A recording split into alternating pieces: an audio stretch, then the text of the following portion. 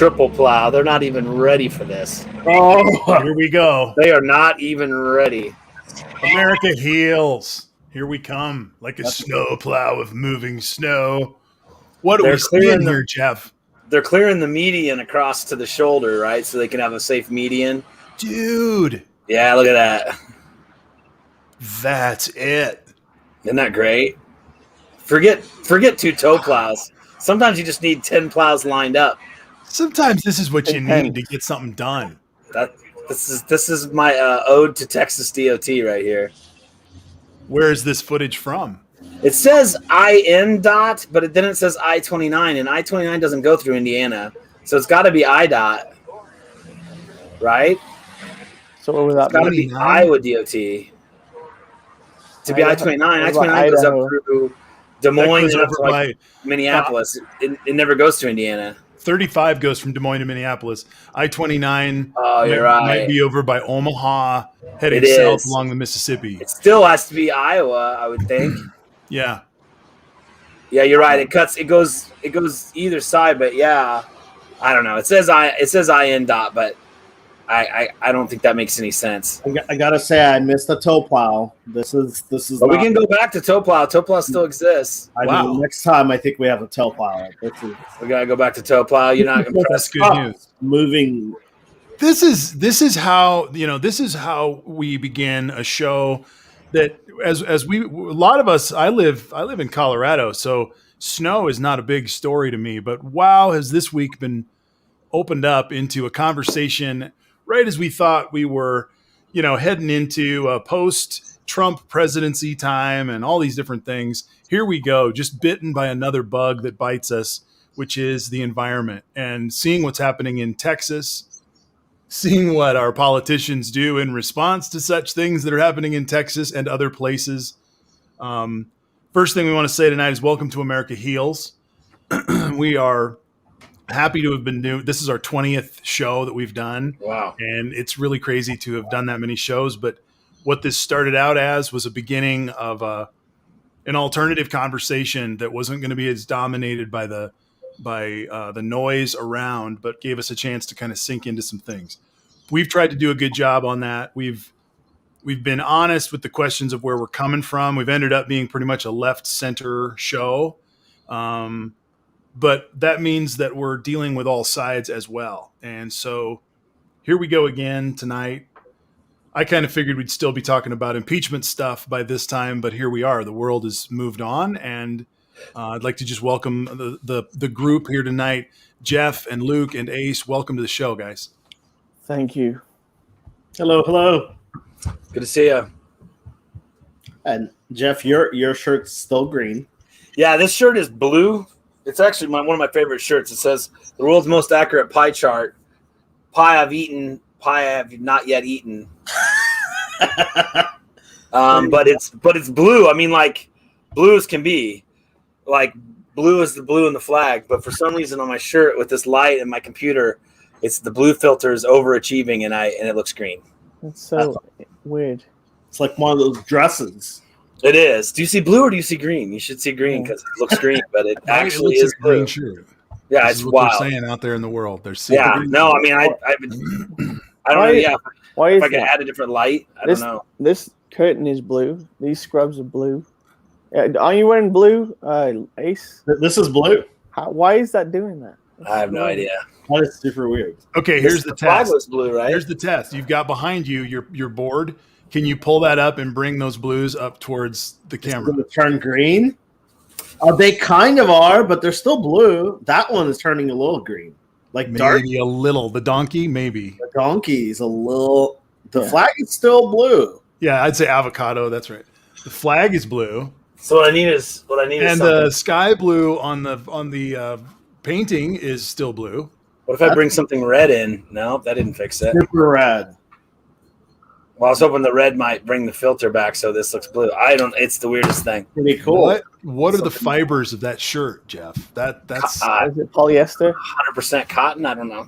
What the hell is going on in Kansas? That's the Dolce & Gabbana 100% cotton shit, tailor-made in Italy. What is happening in Kansas, dude? This is this is the high end. Here's a real question. What if I take a picture of myself and then show you guys the picture. And I have to take my light all the way down. There we go. This is So we started out with snowplows, and now we're talking about. Oh, there's all green in the That's picture. green. Oh, that's creepy. Dude, what? That is so creepy. It looks blue on my phone and looks green in the picture oh too. my god. Woo!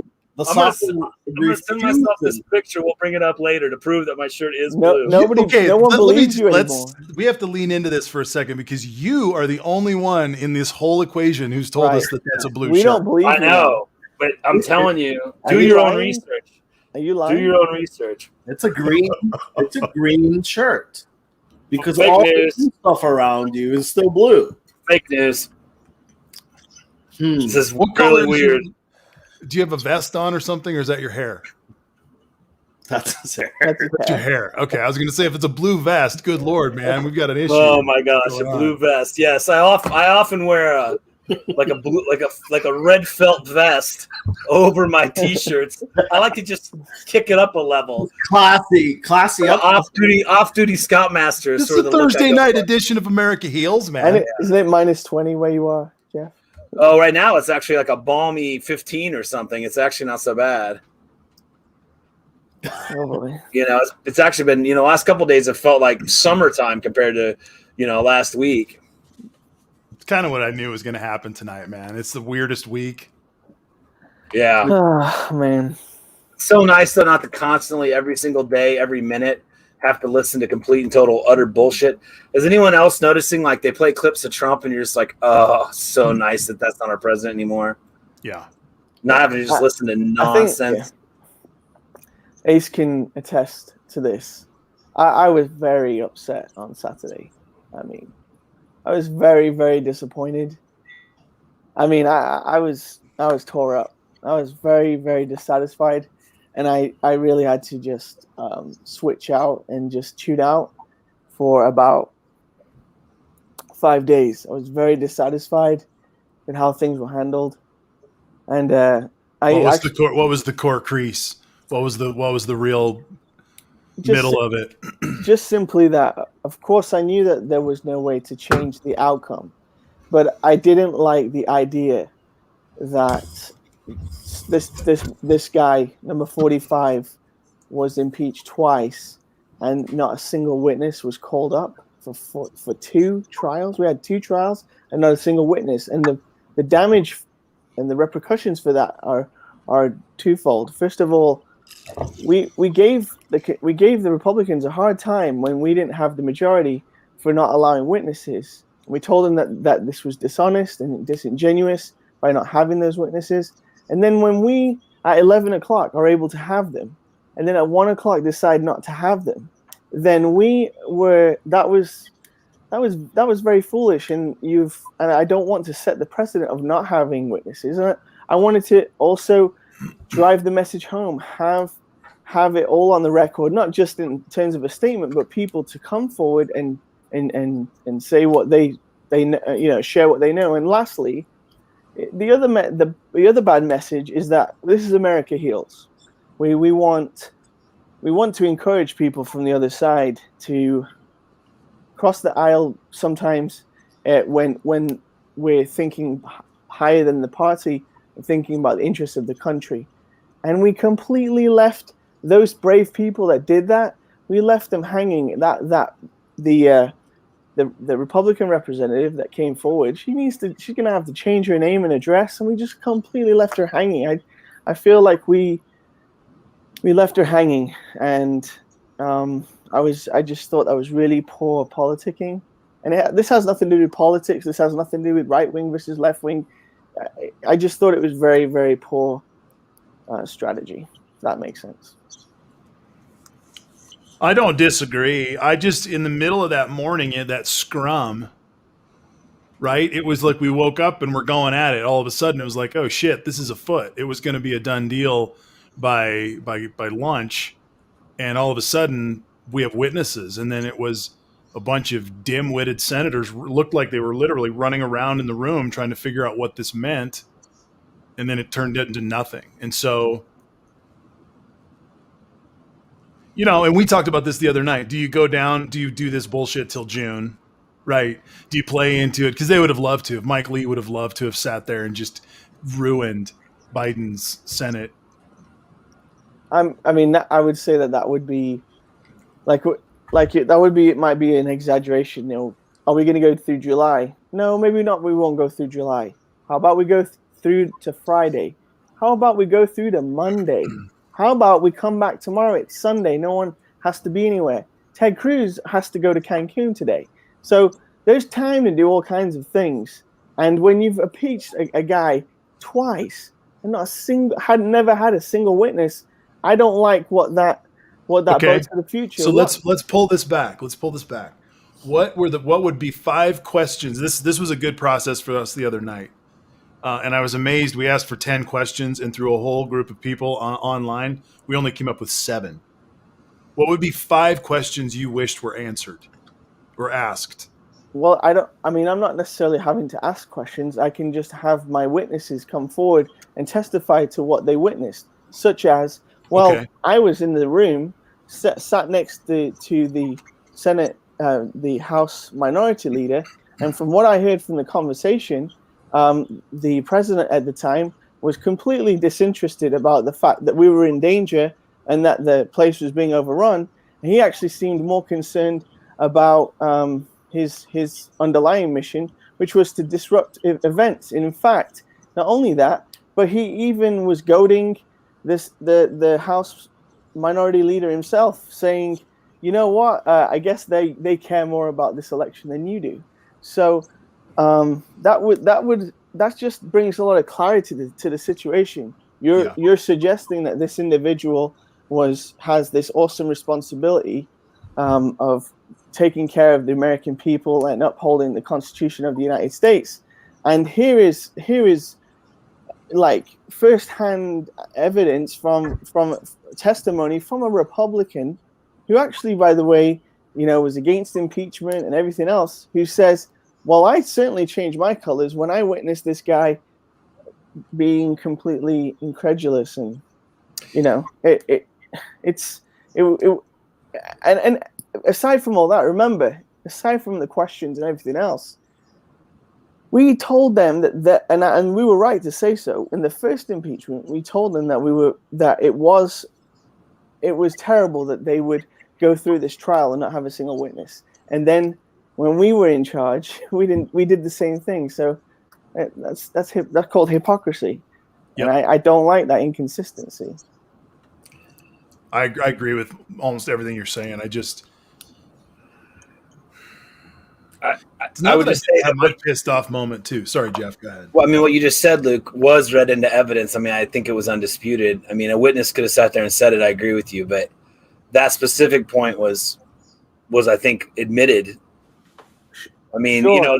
Unfortunately, 10 more witnesses, I don't think would have changed a single vote. Unfortunately, I mean, again, I just wanted the witness. It doesn't matter. I get what you're saying. It doesn't even matter. I mean, we here cannot say that these things are important and these things are important and the rule of law is important, and then when we're in control, just let that go and be like, oh, it wouldn't have changed anything. I mean, it doesn't really matter. This guy had 2 impeachment trials, not a single witness. I mean, the first one, of course, had the full investigation. The first one had the full House investigation. So there might be an argument that would say you have all the transcripts, you have all the House investigation, it's all been televised. You call a witness to what? Repeat their testimony from the House investigation? I would have liked John Bolton to have come forward.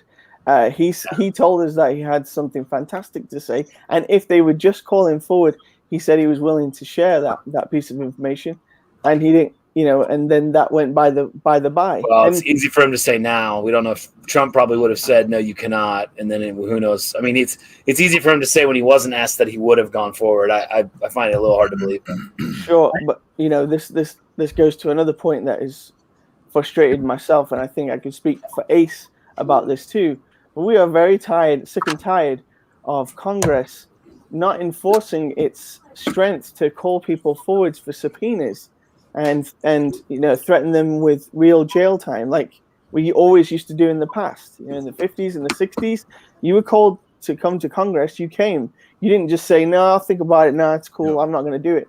And because everyone here, has probably had a social science class in high school, and the first thing they teach you is about checks and balances.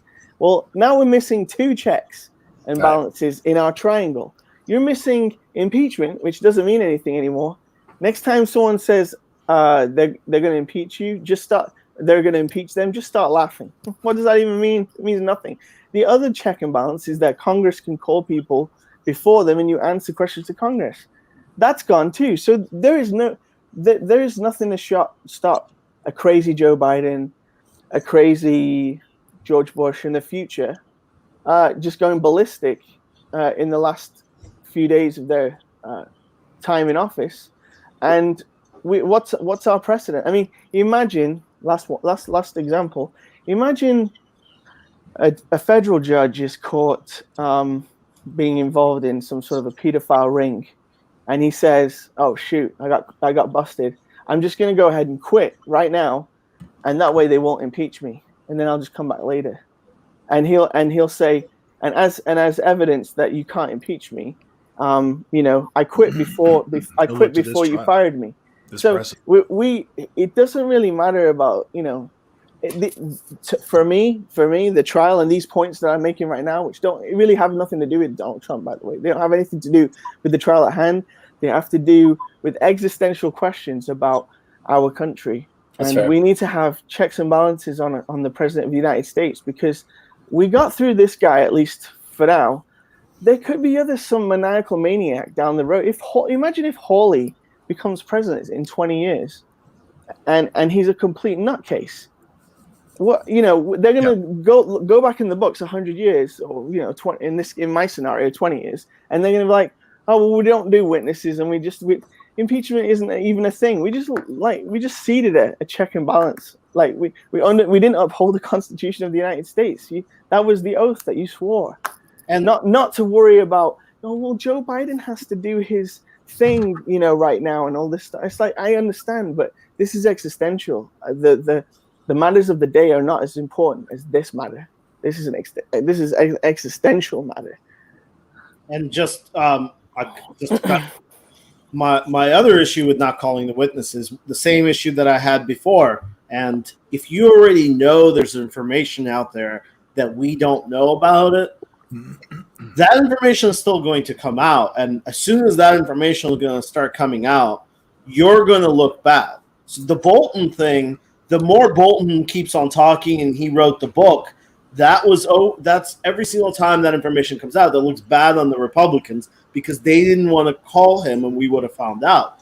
This time, everything that comes out, we know there are notes that she has. They're going to eventually come out. We're going to see these notes. And what if these notes are really, really damning? Then the Democrats, instead of the Republicans, are going to look like the worst of it and go, why didn't you subpoena at least those notes? It was our watch. Won't open the case. It's just not a good idea to leave weak links out there for them to come back and hit you in a place that it really shouldn't even hurt you politically. Just thinking about it politically speaking, it's just a bad idea. Yeah.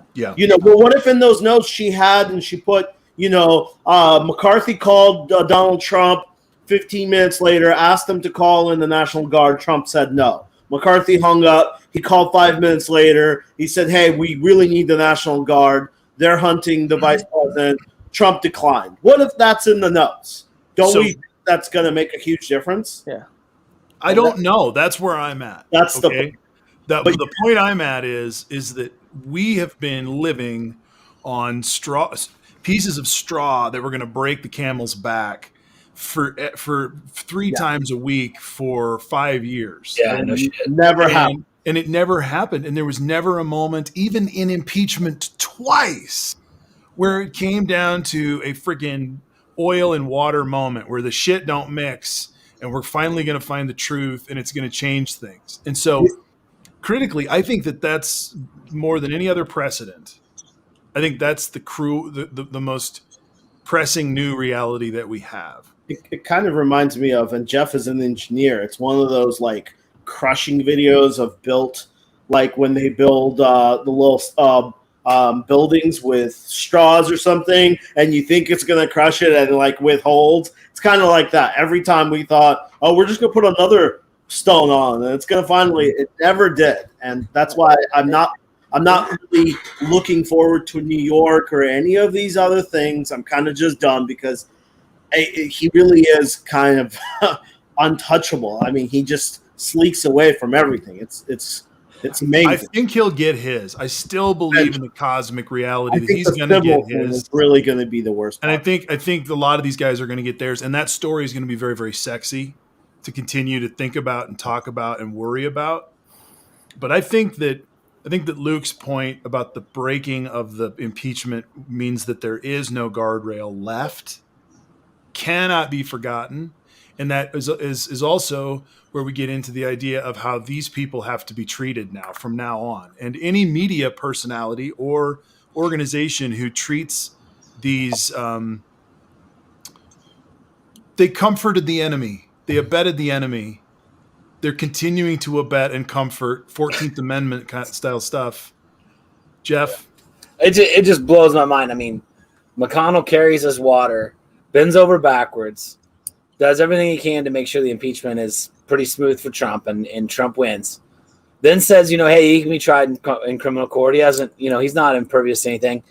Trump responds with, Mitch is dour, sullen, and unsmiling political hack. And if the Republican senators are going to stay with him, they will not win again. We will never do what needs to be done or what is right for the country. Where necessary and appropriate, I will back primary rivals who espouse Make America Great Again and our policy of America first. We want brilliant, strong, thoughtful, and compassionate leadership, which there's so many ironies in that sentence, of course. I don't even know where to start. For example, thoughtful, strong, brilliant, and compassionate leadership. Someone else is taking over MAGA, I guess, besides Donald Trump, because he's neither brilliant, nor strong, nor thoughtful, nor compassionate. I don't think anyone would call him any of those four things. But anyway, so here's Mitch McConnell. And as I said during the impeachment, I thought the one thing that might break it open is it goes just again, like you're saying, the straw breaking moment, the paper. I made a paper tower. So when you talk about making a tower, made paper out of sheets of paper to then be crushed. And it held like 160 pounds. I was blown away. But anyway, it was only like 50 sheets of paper. But, nothing's happened. The tower hasn't crushed. It just keeps standing there. And literally he's on the side throwing rocks at the tower, for 4 years. It's not like what you would normally expect. You would normally expect they all line up. They all get underneath the president's umbrella. The president's communicating with them what his directions are. Instead, Trump just shouts something random. They interview McConnell. McConnell says, well, I don't think he really meant what you're saying he meant. I think he means this. They cover for him. And their payback after 4 years is to be called, a dumb hack. Mitch McConnell is a dumb hack to Donald Trump. I mean, I don't like Mitch McConnell in any way, shape, or form because I completely disagree with his politics and tactics, but he's brilliant. I mean, obviously he's not a political hack.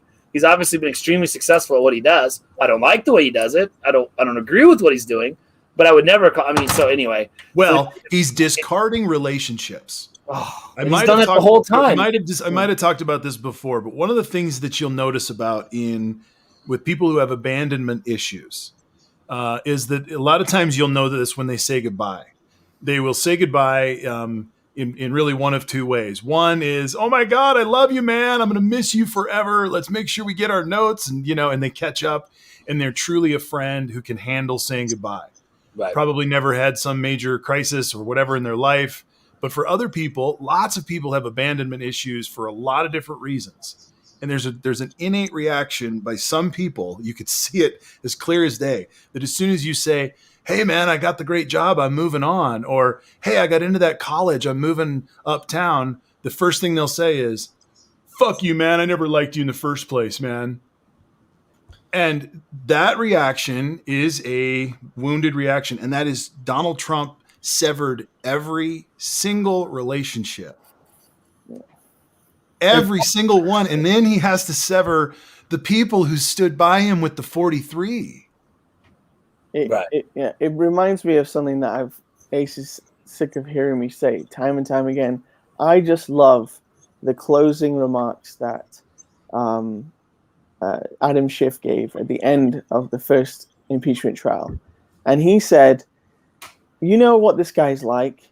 he will stab you in the back, and next time it could be you, or it could be you, or it could be you. And no one would you have guessed when he gave that speech that after that speech, he would throw Mitch McConnell under the bus. Right. He would throw Mike Pence under the bus. He would throw Bob Barr under the bus. Right. He would throw Rudy Giuliani under the bus. Who hasn't been under the bus? He always stabs everyone in the back. He never gives back. He is the biggest. He never comes through for He anybody. is that guy, and dude. he also, in many ways, threw the people under the bus that did the damn thing in the first place. Because he is like, oh, I didn't tell him to do that. I didn't tell him to do that. I'd like to tie this together with something while we're here. Matt is saying some things that are absolutely true, and I'm with him. He says he isn't brilliant in anything. That's been most people. Oh well. And then he says, "Womp womp, poor baby." Where was the one? He says, "I don't care, do I?" And brother Matt, I get what he's saying. I'm with that sort of peanut gallery approach. But here's where I think this matters. And I was texting this or putting this on Twitter throughout the week. These 43 senators are welded to Trump. Welded. They can. It's like worse than the Iraq vote was for the Democrats coming into 2008. It's the deal. You're either with it or you're not. And they're welded to him. And within a day, and you knew it was coming, within a day, he rescinded them. He rebuffed them. So they're now welded to someone. Mitch McConnell is welded to the man. Yeah. And, who talk shit about him now. Example for the Iraq vote would be it's after we went in there and we found out there wasn't enough to start a war, then they jump on. That's what they're doing now. They already know what he did. They know that he did something really bad, and they're still jumping on and tying themselves to him and now going, maybe this isn't the time I jump on this train. I have a perfect exit. The train has literally stopped and I can exit. I don't have to throw myself out of the train going 60, but they didn't want to do it. They actually got back on the train, which is kind of surprising that they would do that. But would you mind just pulling up this comment? I wonder if you will ever move on, and nothing better to do, I guess. Yeah. Remember, we're not talking about Donald Trump, love. We're not talking about Donald Trump. We're talking about the idea that we have a constitution with 3 branches of government and they have checks and balances on each other. And I want them to see them through to protect you so that when we have a crazy Democrat one day who wants to go ballistic, what are you going to do? What are you going to do when that crazy Democrat goes nuts and he's a complete maniac? You're going to impeach him? And you guys don't know this. Just tell me that you're not going to impeach him. On Tuesday, I went crazy.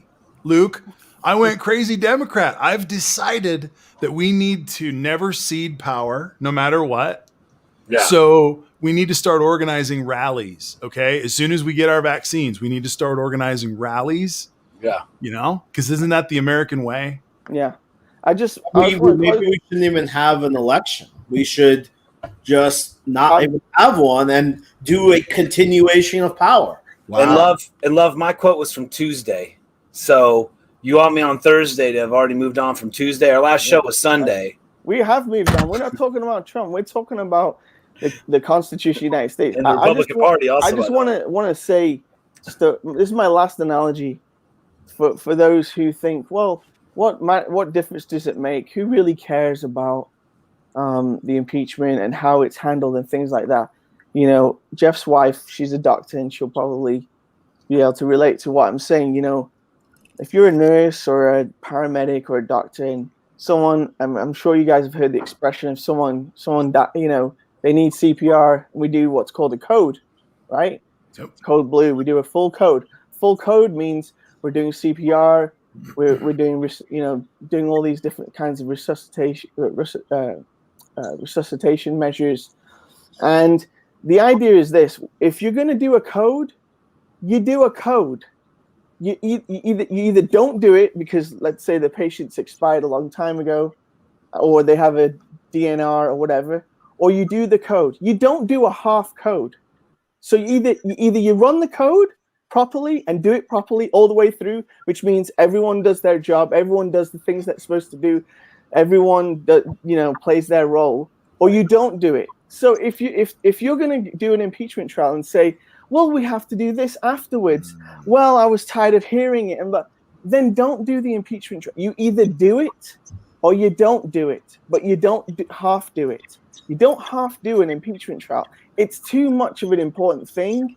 It's too existential to the way the country's run. It's, like I said, so let me push back on this because I don't want to leave this. I've just thought of something as you were bringing this up. Let's talk about, give me your assessment of, let's say it wouldn't have been until July. Let's say it would have been 2 or 3 days of witnesses. Where's the weak link in the Democratic leadership? Because I ask this question because if we're going to talk about going into, getting rid of the filibuster, we're going to need some spearhead of leadership in the Senate that somehow is going to have to emerge. And if it didn't emerge, or if it was chosen to not flex that muscle during the impeachment piece because we're about to do it during a reconciliation move, like, what's your thoughts about that? Because we got to talk about the Democratic leadership at this point. You can't just blame Schumer, but you got to talk about the mechanics. Well, I'm going to blame Schumer because it looks what it looked like to me is that at 11 o'clock we were ready to have witnesses, and that at 1 o'clock we decided to forego the ability to do that. Okay. So if someone's saying here, are you guys still talking about this? We're not. Again, I'm talking about the idea that we're doing a code, we're going to finish it. We did it. We're doing an impeachment. We do the whole impeachment. That means we have witnesses. We do all the things. And that way you can take off the responsibility, which Ace was talking to about. When more information comes in from the future, we don't have egg on our face because we did all that we could do. Now, if 40-odd Republicans want to go against that, despite the fact that everything was done, that's fine. I can sleep at night because I did my job. I did what I was supposed to do. They chose not to. But in this scenario, we have egg on our face because we didn't finish. We didn't do the full thing. So is this going to make it harder for us to get past the filibuster, or are we going to be? Is this a strain of weakness? It is. It is a strain of weakness. Go ahead, Ace. I can tell you why it is. The other reason that the other reason that they didn't call witnesses has a lot to do why I don't think they'll ever get rid of the filibuster. They don't have the cojones to do things, to follow through the things. We have an example of this. During the first impeachment trial, the Republicans said no witnesses. The Democrats came in with a strategy and said, oh, really? You're not going to call witnesses. We're going to keep on putting out individual witness mandates or amendments, whatever they're called. And based on the rules, each side gets 2 hours to talk per amendment. So they went with Roger Stone, and then they talked for 2 hours, and then they kept on doing that. And the Democrats said, we're going to keep on doing this until you guys cave. Now, again, the first impeachment didn't happen 50 years ago. We still remember what happened. What happened? The Democrats were the ones that caved. They stopped. They did like 9 hours or 8 hours, and then they finally, in midnight, because there's something wrong with me, and I watched the whole thing, they came back and they were like, well, we're gonna finish this up now. We're gonna do one more where we throw in the rest, and we're not gonna do any more. They caved. The difference is the Republicans told the Democrats they were gonna do the same strategy. And the Democrats are not dumb enough to know that the Republicans won't actually do it. I guarantee if we said we'll do witnesses, the Republicans would have called 100 separate amendments, and they would have talked 200 hours. Yeah. They would have done it. And I guarantee that's why I was making a joke about July. The Democrats knew that the Republicans have this weird conviction to shadiness where when it comes into throwing a wrench, they'll just keep on doing it. And this is the kind of strong, unfortunately, shadiness and strong will work you have to do to get rid of the filibuster. You have to do these things where you're like, oh no, if we say it, we will torch everything to get it done. We won't sleep. will do everything to be in the way. And I asked this question last time. Why is it that when we're in the minority, we have zero power? He's sorry. struggling. Why is it that when we're in the minority, we have no power, but when we're in the majority, somehow Mitch McConnell has power? This is the problem. We can't. I don't understand how this is possible. When we were minority, let's ask a question. Let's ask a question of the audience and of the panel here tonight. Was based on all this, because I don't want to keep talking about this. There's a lot of other things to talk about. I appreciate what you're saying, and I don't disagree with it, but it's going to apply as we move on in this. Was just an overall, let's pull back. Was impeachment a mistake? No, of course not. So No, there was a branch of government, the executive branch of government invaded the legislative branch of government. They sat down. They sat down for 2 or 3 nights with their lawyers and their plan, and they decided, let's pull the rope on impeachment. Let's pull this parachute. Right. Mechanically, was that the correct maneuver? Of course, I think so. Again, most people don't survive from a. I'm just passionate, but most people don't survive from a code. Don't recover. Aren't resuscitated from a code. Still going to do it. Do you want me to do it for your daughter or your grandma? Of course. Do you want us to do a half-assed job, or you want us to do it all the way through? Well, we want you to do it all the way. Like, keep trying. You want us to keep trying. Our job, when you swear your oath and you become a member of Congress, your oath is to protect and defend the Constitution of the United States. Not, except if you don't feel like it or it might not work. You just do it. You just do it. So you just got to do it. It's up to them. Go ahead, Ace.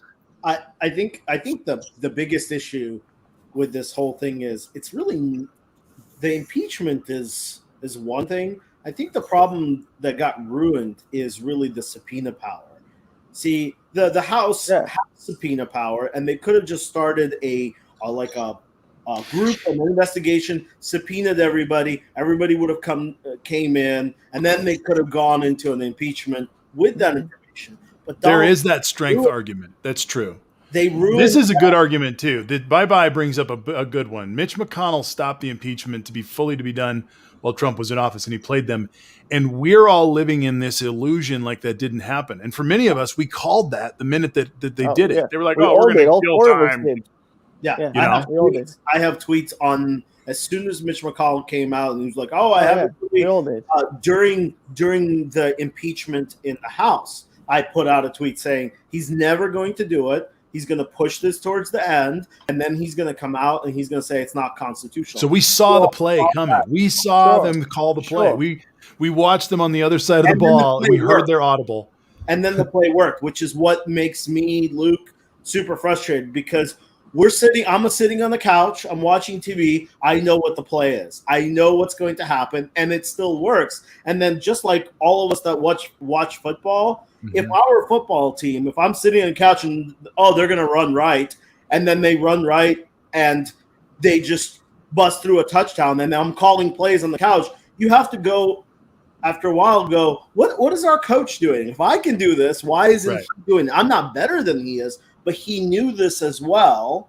And the same thing with the impeachment. They knew they didn't have the votes. One of my questions I asked last time, the question that hasn't been asked is, when you guys finished the impeachment and you agreed to make the deal on no witnesses, what was your count on how many Republicans? Did you think you had 17 Republicans? They'll never ask that question. And if any one of them ever answers yes, they're either lying or they're not good at their jobs. Because we all knew there wasn't 17 Republicans that were going to vote guilty. So if you're doing a trial and you know you're not going to get a guilty and you have an option to extend the trial, why not? I don't know. That's the last one. That's the last second we're going to spend on it. That's it. Okay. That's it. Because Boogie calls it out. She absolutely named it. She says, Jeff. Yep. She says, hey, man, you're living in frigid Kansas. Right. If you were a good dad, Do the right thing. dude, take your kids to Cancun. Yeah. And you know, if my kids asked, it nullifies all my judgment. I just would, of course, try and do it, because that's what a good responsible parent does. Your kid asks, you don't judge it as a human. You just say, well, my kids asked, so I thought we'd go. And as an American, I'm just going to ask you a question because I know you pay your bills. I know that you're a strong American. Right. Would you leave your lights on in your house and your heat on 70 degrees when you went to Cancun? I mean, you can. I would leave the heat on. Generally speaking, I would cut it a couple degrees to save some energy, but All yeah, right. sure. I'd leave it hot, baby. When Would it ya? got back, you'd be Roll warm and hot. toasty. Kick it up a couple degrees because you know it's going to be cold from the walk from Living the car in to the house. Colorado with my single pane windows makes Yeah. my wife super happy all the time throughout the whole winter. Yeah. Now, in your scenario, Marty, is the world going through a global pandemic too? Yeah, right. Is there a global pandemic? I we're not forgot supposed about to go? that. Dude, I forgot about that part. And the My worst bad. is actually the fact that he called out, I forgot what it was, El Paso or San Antonio's mayor who flew to Mexico and then got on Zoom or whatever and told everyone to stay home and wear masks. And Cruz took the opportunity to call that person an extreme hypocrite. Took the time to say that person is an extreme hypocrite. And then he boards a plane. I'd also like to point out when he boarded his plane to Mexico, he was wearing a gray mask and glasses. When he returned, he was wearing a Texas flag mask. It's kind of interesting. He was very proud to be a Texan on his way back. Are but we he sure was- he was on? Are we sure there wasn't a CIA drop somewhere on the flight? Sure, right. Yeah. I mean, I've heard this week from the grand old party. I've heard people. This is no bullshit, man. I have heard people in the grand old party this week on Periscope telling now that they think that Joe Biden's wearing some kind of a mask, and that they hear that he's got like wrinkles in the back of his head, and that his face is some fucking mask, and he's not really Joe Biden. And they're really Well, peddling this stuff. Isn't that a good thing though? When the other crowd is peddling that you have to be cheating because you're doing good, and people are liking you. I don't, when you're hitting a ton of home runs and you're in the MVP and you're an all-star and people go, this guy must be cheating because I don't know what he's doing. I'll take it because that town hall really spoke for everything. How amazing was that town hall? He crushed it. He crushed it. He was such a human being, and he makes mistakes all the time, and it's like he's like an old professor, man. When I went and saw him in Ames last year, that's literally why I changed my vote. I was a Yang guy, and I sat with Joe, and I was like, dude, this is the old professor, and I know what I'm getting. I know he's not perfect. But whatever, man, he's been reading for 50 years on this shit. You need someone who's read as much as he has read. Yeah. You could tell it. You could just feel how much he's been reading.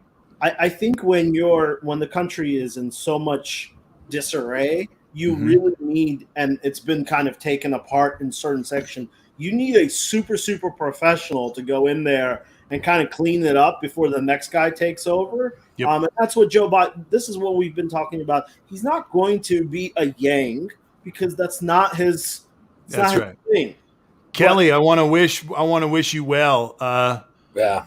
We are with you, and I've been watching it, and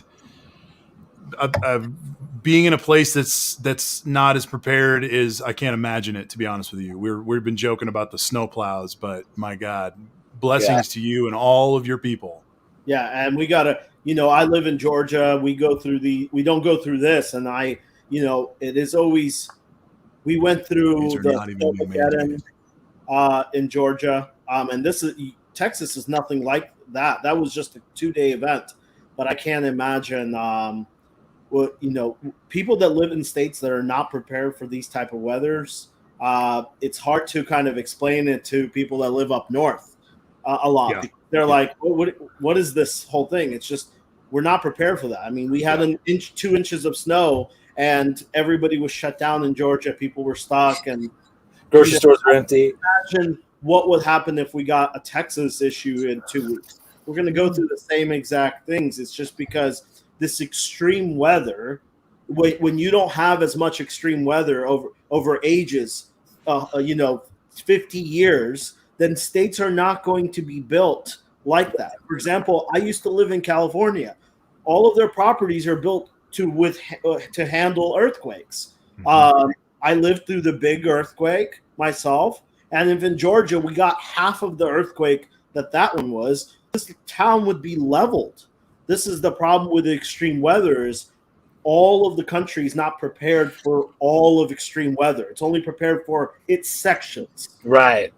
And that's the piece that I think, and I don't want to get preachy as a Lutheran pastor about about the way things change and the way that they can be healed.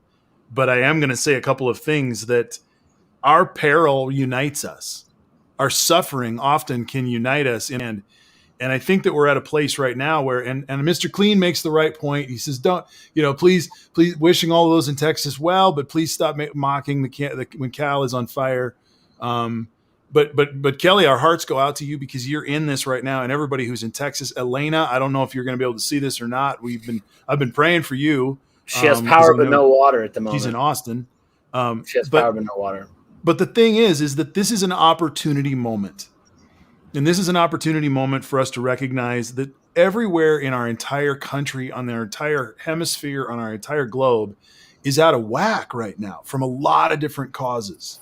And what we have to do is stop this nonsense fighting about the cause. We have to recognize that this is something we all are facing. And if that means that in Texas, somebody has to speak truth to power to say, hey, man, winterize our freaking electrical grid. I mean, they can't even speak that much truth to power in that system down there. Yeah. Because if they feel like if they do, then that goes against the weird Republican party that they don't like regulation on anything. Yeah, absolutely. And I want to say, I think we're in a window. I think we're calling bullshit as a country right now window. I think there's going to be a lot of that in the next few. I think that's the reverberation of putting up with so much bullshit. And I've described bullshit is not the same as lies. I speak about bullshit in a theological sense, whereas a lie is set to keep you directly from the truth. Bullshit is left to mean you just spin and don't know what the fuck to do. And we have just been caught in this web of know nothing, Trumpism bullshit, the media bullshit, whatever, and we're all still doing this. But like these traumatic these traumatic events wake everybody up real quick and unify us real quick. Sorry. It's fine. I wanted to give a shout out to a Democrat that I kind of put down a little bit. I gave him a hard time at it because I thought he was one of the weaker candidates, and that was Beto O'Rourke. I was surprised to see. I went on Fox where I was looking at the Twitter response on Fox to the whole Ted Cruz story, and every so often you'd have someone say, "You know what? I would have gone to Mexico too." And what? Oh yeah. Ted Cruz was going to solve all the problems and suddenly it would all be fixed. He leave the guy alone. And I'm like, Beto O'Rourke, apparently, who doesn't hold any office right now, he has done so much work since all this happened. Apparently, he's been running around like a fool in South Texas, El Paso and stuff, calling up every single old folks home, making sure everyone had heat, blankets, making sure people who were susceptible wouldn't succumb to hypothermia. This is what leadership does. This is what leaders do. They do it because they want to. They do it because they feel a kindred spirit to want to take care of their kinfolk from their home state as a sense of pride and as a sense of humanity and camaraderie with their fellow Texans in this case. And the idea that this guy goes to Mexico and people would say, well, he can't really do anything about it. Yeah, there's a lot he can do. He's a working senator. Yeah. He can make phone calls, maybe pull resources from other states and pull it all together. He's been in politics for a long time. You have like this example that I'm giving right now of Beto working his socks off to try to make that happen. I really don't know if it's going to do anything for him personally, but he feels that kinship. Also, after the shooting happened in El Paso, you could see that it really affected him in a personal kind of way. And if he was ever senator of Texas, he'd be a lot more like Joe Biden, in which he would be caring about Texas, caring about Texans, making sure that everyone in Texas was okay. I hope he runs for governor.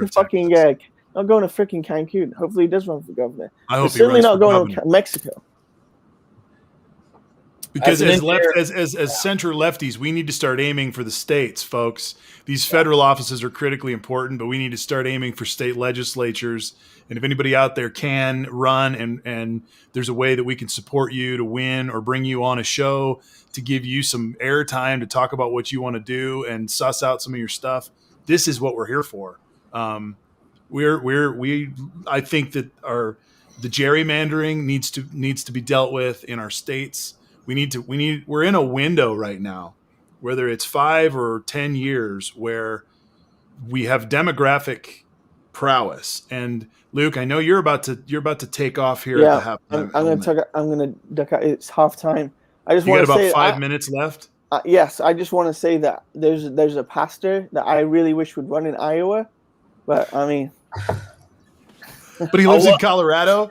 I will say, to end the Texas conversation, as an engineer, I'm willing to bet that this is what the punchline will be. They're going to go after this Texas. I can't remember what it was called, ECRO or ARCO or whatever it's called. And they're going to go after them, and they're going to say, "Why weren't you prepared?" And I will bet you money, as an engineer, this is how it'll turn out. They'll say, "Here's our memo. We send it every year with our specs and our stats and blah blah blah blah blah." And as you'll see, we said we are prepared for 50-year low temperatures. Well, we're experiencing our 100-year low temperatures. So you agreed to our specs. We spec'd it out based on, you can talk about cost. Of course, the truth is, if the Texas grid was prepared for -60, it would cost more money. Mm-hmm. So they had to pick a temperature, and they picked a temperature like, let's say, 10 degrees for a week. And then it hit 0 for 10 days, and it broke. And the problem is, Abbott probably knows this, by the way, and instead of saying, well, we planned for 10, it turned out to be 0, we're screwed, he tried to go on this green energy bullshit first, which, as far as I'm concerned, it's part of a new political trend. He knew that wasn't true. He said it so he could get it out in front of his Republican fans, I guess. I guess he was basically talking to the fans. Then he has to get serious and talk about reality. As far as I'm concerned, every voter in Texas should get him out of office just for being a dumbass. They don't go on Fox News and say it was Green New Deal. Did what? Well, let's add a little color to this story. Let's add a little history to this story. Because this is not news. This was all reported 12 years ago, the last time this happened in Texas. This was reported that they needed to winterize all of their equipment to that temperature 12 years ago, and it never happened so it was said to have happened. They spent money on it happening, and they never used the money for that. And here we are, because all along the way, they kept saying, we don't need to do it. We've got our own system and blah. Even Rick Perry, very recently, as of yesterday or today, whenever it was, says that, this is awesome. We'll deal with a couple days of this just as long as we don't have a federalized grid of any kind. That's right. And just so everyone knows, when you see the nuclear power plants and they've got that cone-shaped thing, that's not a reactor. That's a cooling tower. And what happens is you pump the water to the top and it cascades down kind of like a waterfall. And there's vents at the bottom, and the hot water creates heat, and it draws cold air in through the bottom and out the top as not really steam. Technically, it's just very, very wet, warm air. And so what would tend to happen as it gets colder and colder and colder is, as you pump that water in there, it would start freezing. And so your water from your plant would start freezing into your tower. Now you don't have any water to run through your plant. And then my understanding is also their source water was some sort of groundwater or some type of a stream or river or something, and it also slowed down due to the cold weather. So that's kind of truthfully, that's kind of what would happen with a nuclear plant if you don't have, I don't know what the solution would be besides big surge tanks, that allowed you to hold. Of course, the tanks would freeze too. But what's so ironic is, of course, almost all power plants are steam generator plants. So you're literally creating the thing you need to thaw the ice, and you're literally creating steam. So the fact that they couldn't just crank a nuclear plant to 11 and keep their own cooling tower from freezing, I don't know. I'm not a nuclear engineer, but that one kind of puzzles me, because you're literally generating heat. Like, you should be able to generate enough heat to keep your cooling tower from freezing. Yeah, but if it's on the outside of the building and it gets cold. But there should be a way to phase your cooling tower down, so you're using just a wedge so it doesn't cool as efficiently or something. You should be able to do something to keep it from freezing. It's anyway. And my guess is, when they say, well, they shut it down in the nick of time, what happened was they realized it was starting to freeze up and they're starting to get screwed, and they shut off the water, drained it. so that it wouldn't freeze and explode. Because of course, once you blow all your pipes in your cooling tower, then you're done for months. Well, bad shit happens when things freeze. Really bad right, shit. They do. And what they should have done was stick with the plan that you're saying and stuck with those temperatures. But I'm going to bet you money they were transparent with the fact that they were not prepared. No, they were. It was a political, we're not doing it. We're not doing it. It was absolutely that. I'm sure there was a conversation. Do you really want to spend $1 billion over 7 years to make sure we're ready for -10? And they probably said, nah, you're right, let's not. And now here we are, and he wants to blame green energy. And if you guys haven't seen the memes, there's wind turbines with snow on the ground in Antarctica and Norway now. In Texas's defense, there's also videos on the internet of Texas windmills spinning, by the way. So they didn't put the heaters in the things. Well, but they're spinning, so they're still controlling them. But Right. Long story short, yeah, you may have to design a windmill for the weather, but that windmills have nothing to do with it. To all who are here tonight, let us say thank you to Mr. Luke Red Blue for being with us tonight. He has to bail out halfway through, and dude, much appreciated that you were with us. Thank you very tonight. much. Yes. Yeah. Be safe, everybody. Bye-bye. Be safe, bud. Have a good one. Ooh, I get a whole. Look at you. Look at me over here with all this space. Yeah. Foundation, Stretch those Mr. arms Ace out. on the river. Nice. No, I think, and I was, I guess I was going to sort of move the work into some environment stuff tonight, because I wanted to just ask the audience and us tonight to think about the ramifications over the Super Bowl and over these last couple of months. Both Ford and Chevy have announced that they're making absolutely radical moves to pretty much a full electric fleet, by 2035 in the GMC side. And I think it's sooner than that in Ford. Hummer is coming out with their electric Hummer this year or next. That thing is absolutely fucking awesome. 1,000 horsepower. It lets you do things like it lets you do really crazy things. For those people that don't fully understand electric cars, you can do things like literally put the motors in the wheels, which dramatically reduces your sprung weight, which changes your handling and dynamics of your car dramatically. I mean, there's just the things you can do with electric is unbelievable. Have you guys driven an electric car or owned one? I've driven a Prius briefly. Electric or hybrid? It was a hybrid. It felt like a really, really nice golf cart. Yeah. So I've actually owned. Truthfully, it was quiet and it was. What have you owned, Ace? So I've owned 2 electric cars. I owned the Leaf when it first came out, fully electric, and then I owned a Ford now that's fully electric and then fully hybrid. So basically, I can drive only on electric. It has an electric engine, and then it has hybrid. Most Priuses are hybrid, so they don't have a electric engine. My car actually has 2 engines, and the thing that I've realized about electric cars are awesome. This is the problem. Like the more I know multiple people that have had electric cars, they don't want to go back to gas cars. I mean, electric cars are awesome. If we can just get past the battery phase, which it looks like with Tesla, we are getting there. And if we can get past the charging phase, I would never buy a gas car again. I know the biggest thing with electric car, people will say, well, what about vacations? What about this?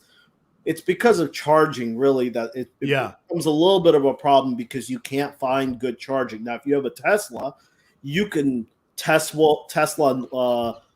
it up, because you can go to their providers and you can charge your car within like 30 minutes. Right. It's still tough because there's not enough of them. But that's still sort of a boutique kind of an economy, right? And so I think that's why the trucks, to me, really speak to a very different motif. Because if you're in a truck, you're out in the middle of a field, you're in the middle of a construction site, you're in a place where you depend on that thing to produce energy, and you have to be able to burn gas or diesel to, in the middle of the cold winter to do something out there. You've got to have the ability to produce energy. And so charging, I mean, that's why I think it's such a bold move. It's probably in concert with whatever Green New Deal conversation that they're talking about with the Biden administration down the road, where we've got 50,000 new charging stations across the country, et cetera. But even with that, I have a hard time believing that I'm going to sit in a Ford F-150 out in the middle of a cornfield in the middle of October waiting to pull wagons with it and hope my charge holds up, because you can't pull gas out there. Yeah, that is going to be the kind of the issue. And I think on the charging stations, 90%, actually, I think it's like, but wait, it's like 99% of all charging stations that we have now are basically terrible. They're useless charging stations. And by that, you have to plug in your car and leave for multiple hours. Yeah. That's not a real charging station. Real charging station requires high voltage. They're superchargers. They can charge your car from 0 to like 95% in 15 minutes. We don't have those at all. Like when I bought my Leaf, they sold me on the supercharger on the Leaf where it's a different plug, and they were like, this is the way to go, because if you want to charge your car within 15 minutes, you get this. And I bought it, and then there were no charging stations that had it. No one has that thing. And if they have it, they only have one because it's very expensive because it's high voltage. I will say there's a huge bank. Have hope. Yeah. There's a huge bank of Tesla chargers in Lyman, Colorado, for example, to no doubt support the Denver crowd that's headed east and hits Lyman and needs some charge. There's like a bank of them right next to the Arby's, as I recall, just east of the Arby's, which ironically is right across the street from a gas station. I think electric cars have a ton of potential, and obviously at some point you just have to make the paradigm shift, and we have to figure it out. Again, the engineer in me says if you get powerful enough battery technology, I've been thinking about this for a long time, wouldn't it seem relatively possible to do battery exchange? As dumb as it sounds, if you have really good batteries that aren't massive, aren't 95% of the way of the car, couldn't you go to a gas station and just literally pull out this suitcase that is one battery and put back in a suitcase that's a fresh one, and we all just exchange batteries all the time or something? But long story short, we'll figure out all those problems, I think, as we go. I would definitely say the road trip really, to me, isn't a big argument because, obviously, first of all, many people have multiple cars, so you could always have, a gas car for your road trips. The problem I have with electric cars, and bear with me for a second, I'm a perfect person to have an electric car because I live half a mile from my kid's school, and my other kid's like a block from there in a daycare. If we're never going back there now, I guess, never mind, grade school. And so I literally, on an average day, I drive maybe a mile because I literally go down my street to the school. And the only reason I really drive usually is the weather. It's either way too hot or way too cold or it's raining or whatever. So it's just obviously more convenient to drive. So I'll be target for an electric vehicle. But here's the problem. I don't fill my car but once every 4 weeks. I'm not spending anything on gasoline because I don't go anywhere. So there's this niche of like you drive like 20 miles to work, 20 minutes back every day, where it's like you get to this sort of high mileage that works with the range, and that's where it starts to pay out really well. It's like, okay, yeah, I'm at the end of my range every day, and so I'm getting my full range, and I'm not buying gas. And of course, you also have to have proper electrical expense. I've seen people do the math, and they're like, by the time I charge my car with the number of kilowatts it takes, I'm getting the same kind of money fuel economy as I was on gas. So I think this is why it's so critical that both GMC and Ford are changing their whole fleets. Yeah, I agree. That's a big deal. They're basically telling the market, you're going to make the shift. And, most people have used cars. So that means that so if this is 10 years away or less from happening, then that means that the front end of new car buyers will be dealing with this consequential decision in 10 years or less. And so we're still 25 years away from the used car market having to deal with this and deal with whatever depreciation or lack of depreciation. You might have a lot of cars that don't get very much, much cheaper very quickly. Like right now, I was looking at a car for my son.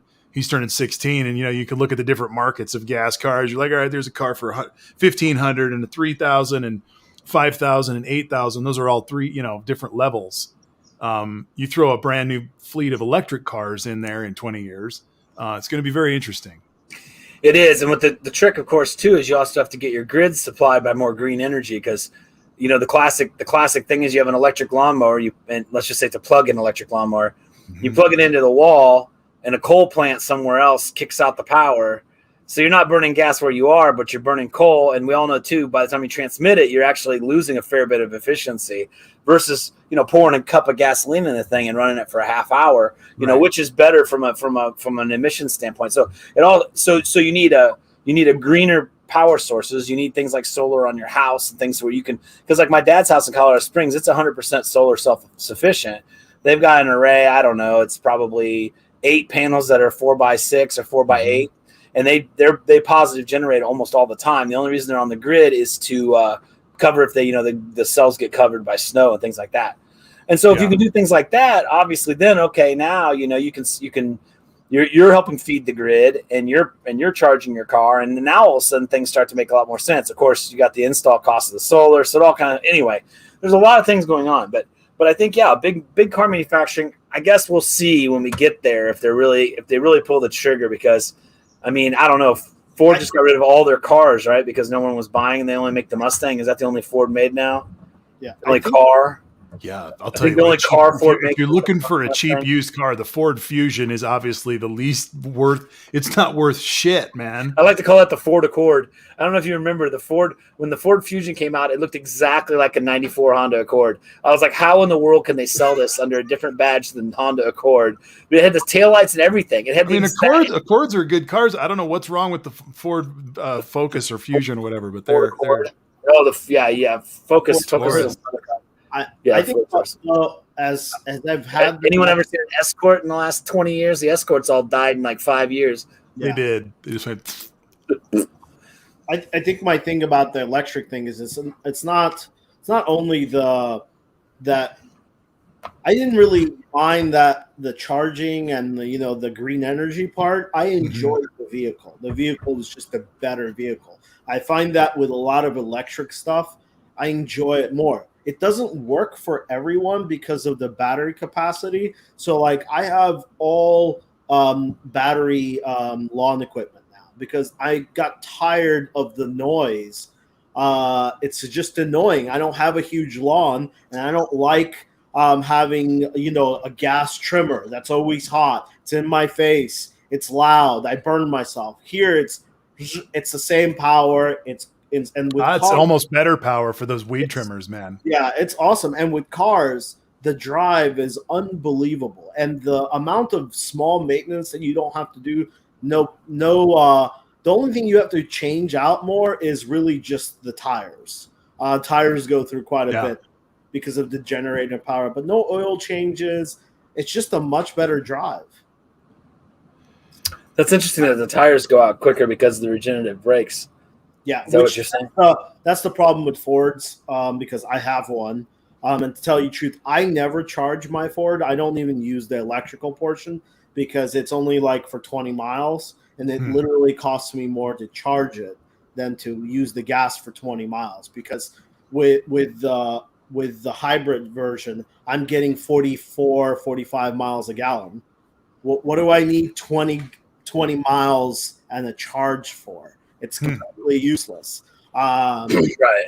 Except, dude, if you've got an electric car, isn't it completely silent? It is. It's quite nice. So that's the part that you should use for all your crimes. Right. It is.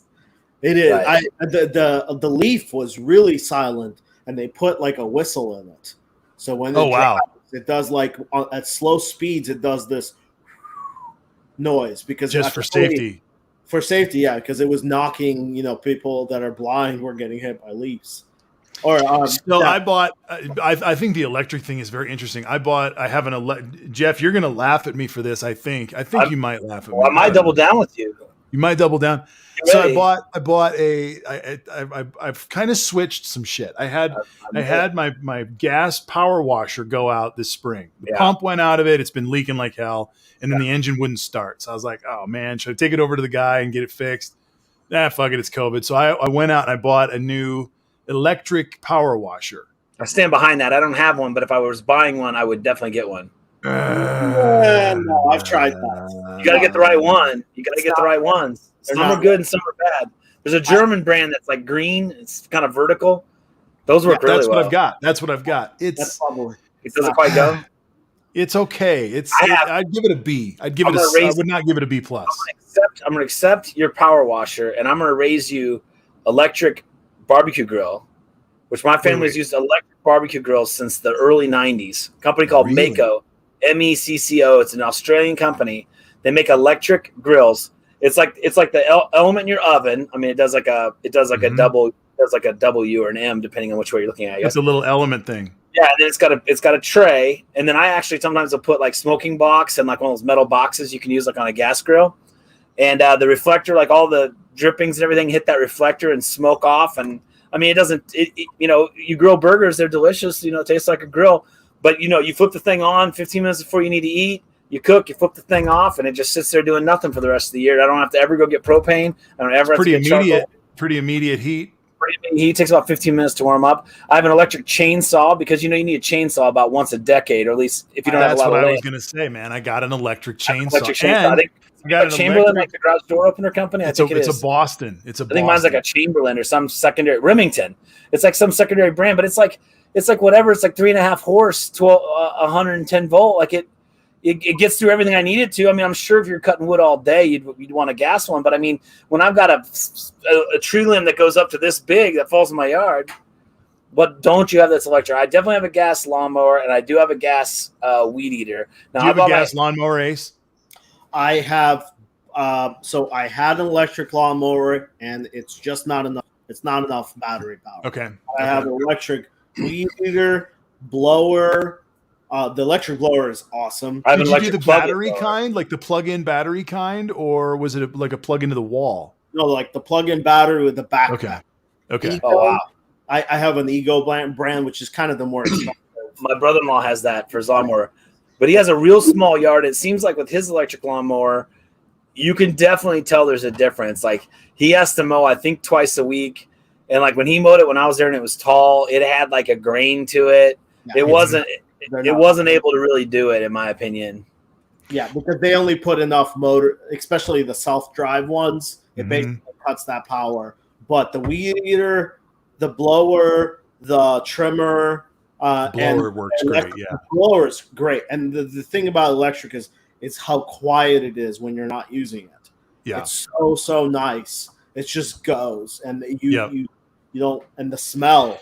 It's just not there. It's really not. I mean, I really do. Well, for those of us who grew up, huffing gas in the garage, we miss that smell. But that's I have a big lawn. I have a relatively big lawn. I pretty much. I think at this point, I know you could probably get multiple batteries and everything else, but no, I've got an estate lawnmower for my place. I've got a huge lawn, so I brought the one back. We have a couple of them on the farm, and I brought one back, and I'm in the suburbs with this thing that it's a little more muscle than you need, but it's cool. But here's what I've got. Here's the thing I got to tell you about. I bought an electric wood chipper. Ooh. Interesting. It can take branches. It says up to 3 inches in diameter. No way. But 1.5 inches and all kinds of shrubs and shit, man. Chew it up. It's awesome. Nice. Mulch it. I have an electric snowblower. You have an electric snowblower? Yeah. The company called Snow Joe. They call them snow throwers. Yeah, Snow Joe. That's what my chipper is. It's an 18-inch wide. I don't even know. 19 amp, or I don't even know how it's rated. You have an electric machine that moves water. Correct. Yeah. Yep. It works great. It works great. Awesome. Snow Joe. Yeah, and they're cheap. They're like probably a third the price of a gas one. And the thing I love best about certain electrical appliances, if anybody in the comments is considering them. Chainsaw is a perfect example of why you buy electric, because you need a chainsaw like once every 8 years. And what happens when you have a gas one? You go out to start it, the carb's all smoked up or whatever. So if you get it running, it's blowing smoke because the carb's stuck shut or stuck open or whatever carbs do. You got to mix your gas. Is it working? What is the oil dripped out of it while you weren't using it, and it's going to seize up on you in 10 minutes? Et cetera, et cetera, et cetera. Snowblower is the same thing. I've gone all winter and not used it. I've gone, I think this winter, I've used it twice. It's just sitting there waiting, and you plug it in and it goes. You don't have to play all this, find the gas, mix the gas, do that. Now, again, a lawnmower, runs on regular gas. It's a 4-cycle Honda lawnmower. I had one that I had when I learned to mow when I was 11. It died like 2 years ago. I bought the basically same exact mower again. And, it runs on unleaded gas. I've gotten smart over the years. I take my gas can in a car that also takes regular unleaded, and I fill the car and the cans and come back. See, combine those two trips. You see people pull up to the gas station, fill the can, get back in the car, drive away. It's like you didn't put any gas in your car while you were here. Anyway, drive makes me go I've got crazy. A 0-turn radius Dixon hydrostatic drive. There you go. It goes too fast. It'll break your neck if you hit the gas too fast. And I've driven one like that with the 3. My stepdad has one with 3 blades. bright yellow? Or is that the Dixon brand? These are blue, and it's got 3 blades underneath the belly. Yeah, my stepdad's is bright yellow. Yep, exactly. It does that, and it's all day, man. You think that would suck, but I got to mow a pasture. He had lamb's bane or lamb's quarter. What's it called? Lamb's quarter. Oh, shit. Yeah. He had lamb's quarter taking over his pasture, so we mowed just a pasture full of lamb's quarter, which is a little stressful because North Dakota, it's hillside, so there's all these rocks. But luckily we didn't bend any blades or anything. But yeah, I drove that thing for like an hour, and part of it was hit rocks too. You'll be all right. It's interesting to drive. It's really good when they start to slide because you can really give power to that one that's sliding and drive out of it. It's versus weird. A normal, we just sort of sit there and hope you don't, peel out or whatever. Anyway, guys, I have to say, lawnmower. I think personally, lawnmower is not really ready to go electric. I think even you agreed, Ace. Weed whacker. I bought a Stihl probably 7 years ago, and I love the thing. If I was buying it again right now, I think I'd go with the kind of things you guys are talking about. But it's just I have it. Mm-hmm. The other thing, by the way, with the weed eater, and I don't know how about the electric ones, but you can buy a head. You know how you have the head always has like the wound line, and I don't know about you. You're supposed to have a button that you tap and the line comes out. Never work. That thing's theoretical. Those things never work. So when I bought Stihl sells a static head.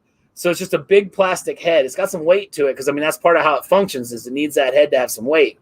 And then it's got little cleats and holes, and you either take line or you can buy it pre-cut, and you just put in 2 pieces of line, run it until the line's pretty much dead. If feeds on through, you put in new ones. And so, if I'm doing the whole yard, maybe I have to feed it twice or 3 times with line. But I put in the new hunks of line. It runs until I'm ready. I put in the new. I never take the head apart. Those lines are thicker than shit too. You can keep them for longer too. Yeah, I bought stuff like the highest side you can get, and it even has like some serration to it, where it really, if you get into like grass, it'll just chew that stuff right up. Yeah. Well, the cool thing about the one I have is I just have one big head where the battery goes, and then it has a whole bunch of attachments. Yeah, so nice. So I'm not buying another engine. I just have one thing. I have 2 batteries, a backup battery and the big battery.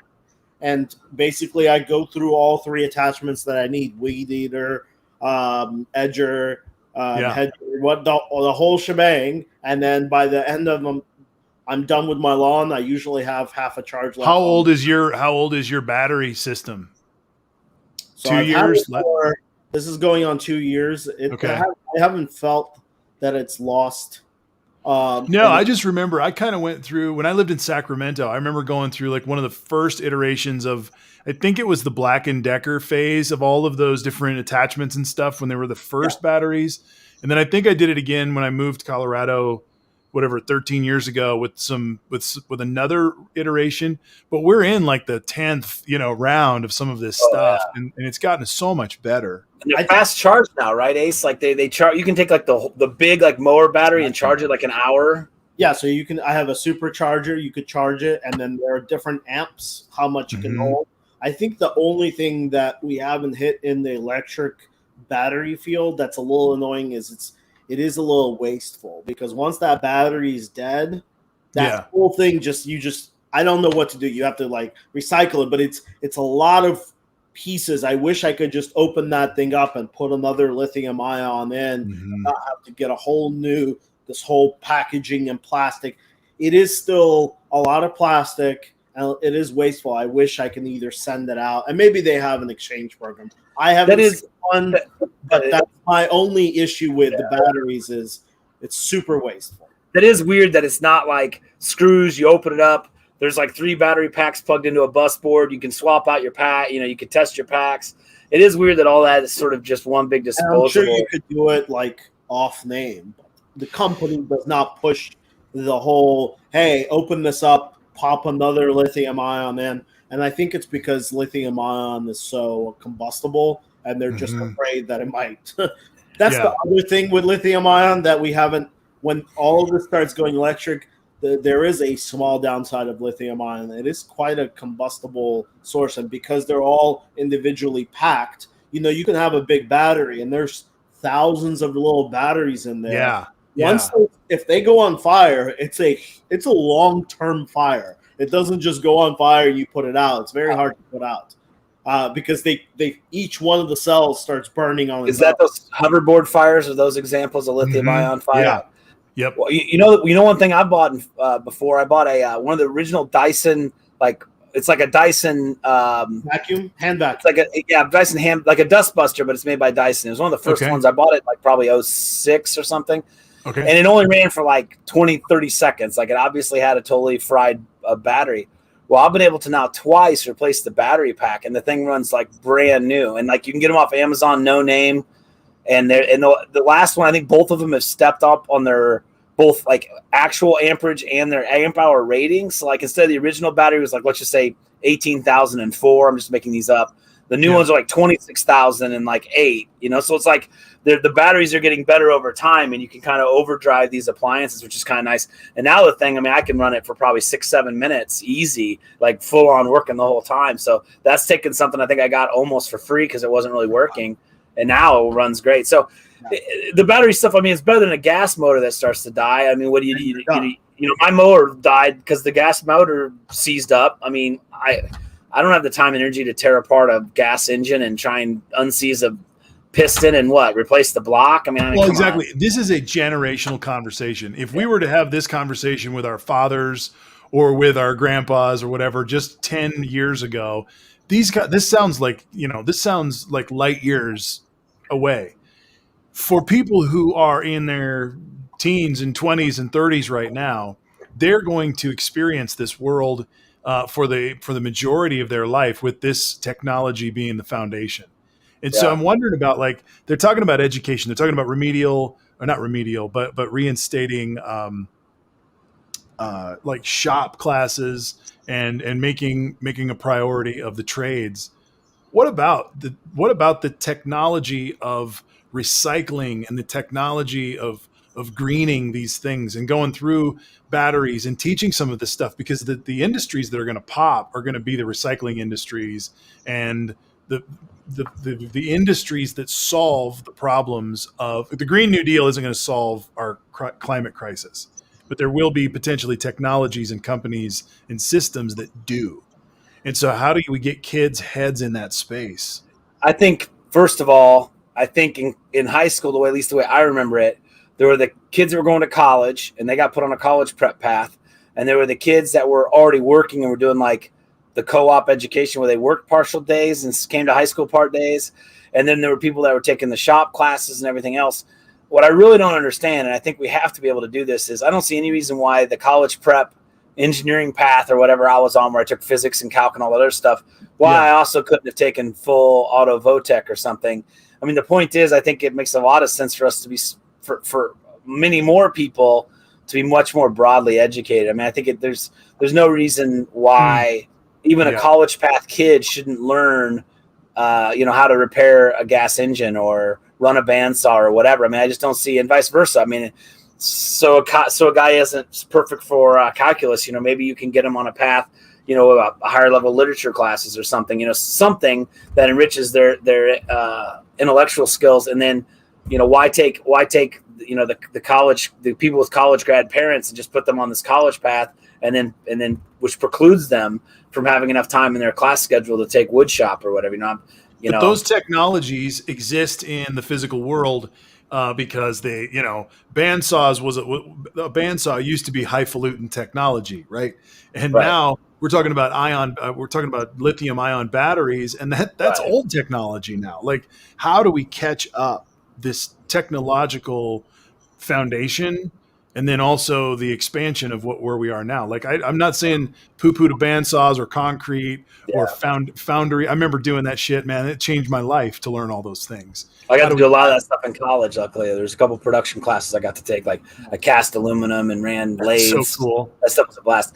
I think the short answer, of course, is what they're trying to do with all this STEM, and then now it's STEAM because they've added art, which I have my own opinions about why you would add art to STEM. But anyway, I think the idea is a STEM and stuff. They're trying to do that, right? They're trying to push these science technology ideas so that more and more kids get interested and go into science, because quite frankly, I think for quite a long time, we've imported most of our scientific minds. I mean, Einstein, you start talking about theoretical topics and you start running into expat Russians and people from India. And I love all these people. I'm so glad they're in our country helping us. But they got their primary and secondary education in a foreign country, which is doesn't really bode well for our country if all of our scientists need to come from China. So yeah, we obviously need to make sure we're doing our science technology. I'll tell you, it's terrifying. I talked to a teacher one time. I said, so what do you do for STEM stuff in class? You know, because they were talking about how they like to educate kids on STEM. And this just broke my heart. She's like, I'll buy a kit and we'll do the whole class will do one kit in one class. And then real quick between classes, I tear the kit down and we build it again the next class. And I was just like, Jesus. I was like, Wow. give me your phone number. I'll buy you at least a kit per class, you know, at least have 5 kits, you know, or something. But we have to just reprioritize education. Obviously the Confucian model, if you don't prioritize teaching, everything else is going to fail. I mean, look where we are, you know, talking about politics. It's clear that a lot of these people we argue with don't have any idea what causation and correlation is. We're fighting ignorance all day, every day, because we're choosing not to pay our teachers. And other than healthcare, which I'm really passionate about, school and our school system is kind of my other passion, but on the opposite side because I dislike it so much. I don't like our school system at all. It doesn't make any sense. It makes no sense that we don't point our children or people's children towards a career. We wait until they are out of school and go to college to get pointed towards a career. Why are we wasting the last high school years towards that? It should be just, 1 through 8. And then after 8, they should start doing these things like shop class, and they should do life courses so they can start working on their careers. Why are we waiting until college to start working on careers? It makes really no sense. The other thing that is really annoying about school, and you just mentioned politicians, look how politicians kind of abuse, they say stuff because they know the public doesn't know better, and the ones that do are in the minority of minorities. Why doesn't the U.S. school system teach people life events, real life events, how to do it, how to invest correctly, how to open up bank accounts, right. All of these true things that you have to do, how to, go to Verizon and open up a new account, and how to read and figure out what you're signing up for. These events, we don't teach how to do your taxes. Actually, how to do your taxes. Understand where your taxes are going. We don't now. Some schools do pieces of it, but they're not mandatory. It makes no sense to me why we waste that much time. I hear the wasted time piece and all that. I don't think teaching a career early on is probably a wise path. But I also would ask this question: what careers are going to be safe from AI, which is a larger issue? Like, we aren't going to have potentially the jobs to fill based on what AI is going to be able to do in the quote job market. I think that's another piece. So if you're going to be an educated person, or if you're looking at a society and you're looking at how to raise up people in the best way, I still err on the idea that you educate your populace as best you can so that you have a better society overall, because critical thinking, correlation, being able to have those adult conversations is really valuable, and it's an investment in your people. And they oftentimes don't like learning algebra and won't like learning how to recycle a lithium ion battery or something like that. But like, we have new skills in place, and bandsaw shop, while we need it, isn't the same as every kid ought to leave. We used to you have to take Spanish or French or something like that, and you ought to also need to learn how to code. Exactly. Or maybe something else. Maybe I'm out of touch with code. Maybe it's something. That's the problem. Is we're always super, super behind. When I went to high school, I was one of 3 people in a programming class, and they canceled the class because not enough people signed up for it, and they gave up. They didn't have that class for like 4 more years, while other countries were forcing it into their system and going, oh no, everybody, not 3 people. It's part of your class because this is the future. We're going to force. We're not doing any of that. What are we forcing and going? We know what the future is, where all the money, where all the prosperity is. We're going to start and being the best at it. Why are most of the programmers that are the best are not from this country? And you could even take that further, at least where I'm at right now. If you're good in sports, or even if you're good in other things like scientific robotics and stuff like that, I've heard of kids doing this. club sports are so critically important. So if you're good at a young age in basketball, you join club basketball, and then you join a traveling team, and pretty soon we've privatized all these things. If you're good in robotics, you go to robotics camps and you go to robotics tournaments, and some of these parents travel all over the country for this. We've turned everything into a privatized army.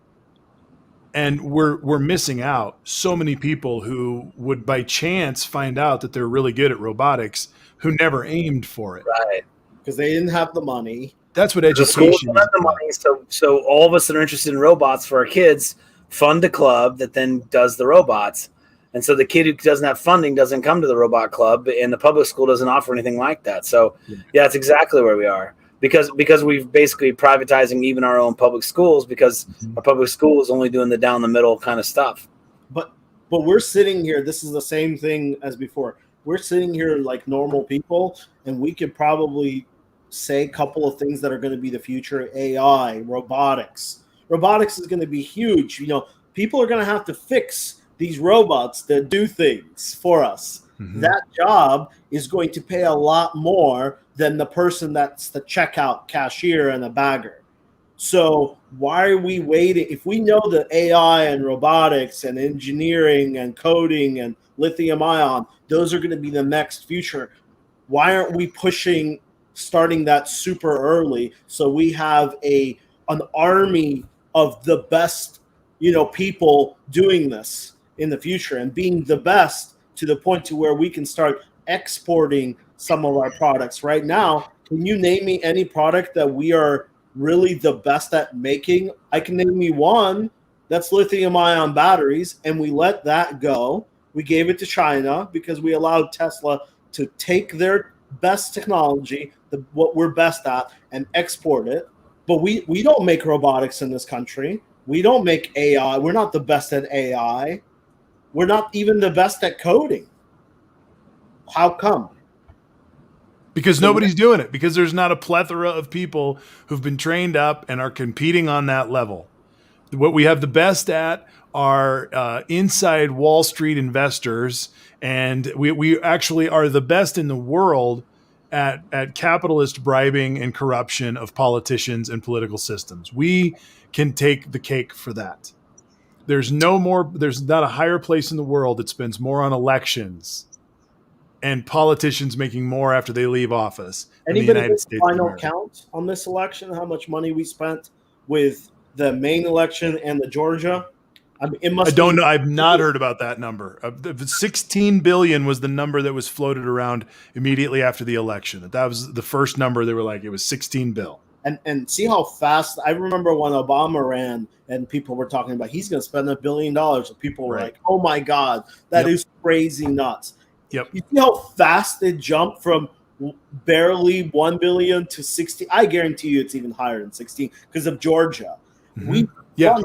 All of us had to funnel a ton of money, and instead of taking that 16 billion and going, hey, Texas, you have an issue. Here's some money. Get this thing done. We're wasting money on elections. It is quite ridiculous. It's kind of wild because then all that money goes out, right, to basically advertising, more or less.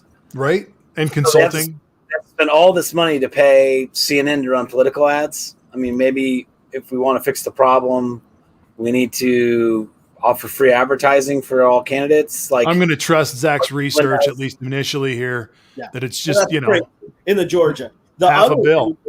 The other thing is, before, the corruption within the election was probably much smaller because there wasn't a lot of money. When you're talking about 468 million and 16 billion, there's going to be a lot of corruption on people figuring out how to take this money. Donald Trump, he figured it out. He goes, wait a minute, I can get a whole bunch of funds given to me. There are some borders of what I'm not allowed to do, but there's not enough of them. I can hire unlimited amount of people to work for me. I can pay them maximum salaries to the allocation allowed by the government. There is a max, but they don't have to even work for me. I could just hire all my family, and each one of my family gets $125,000. And then when they fly on trips, they can fly private. That pays for that. They figured out a way to essentially steal the money for themselves. And we're just sitting here going, oh, okay, I see how that works.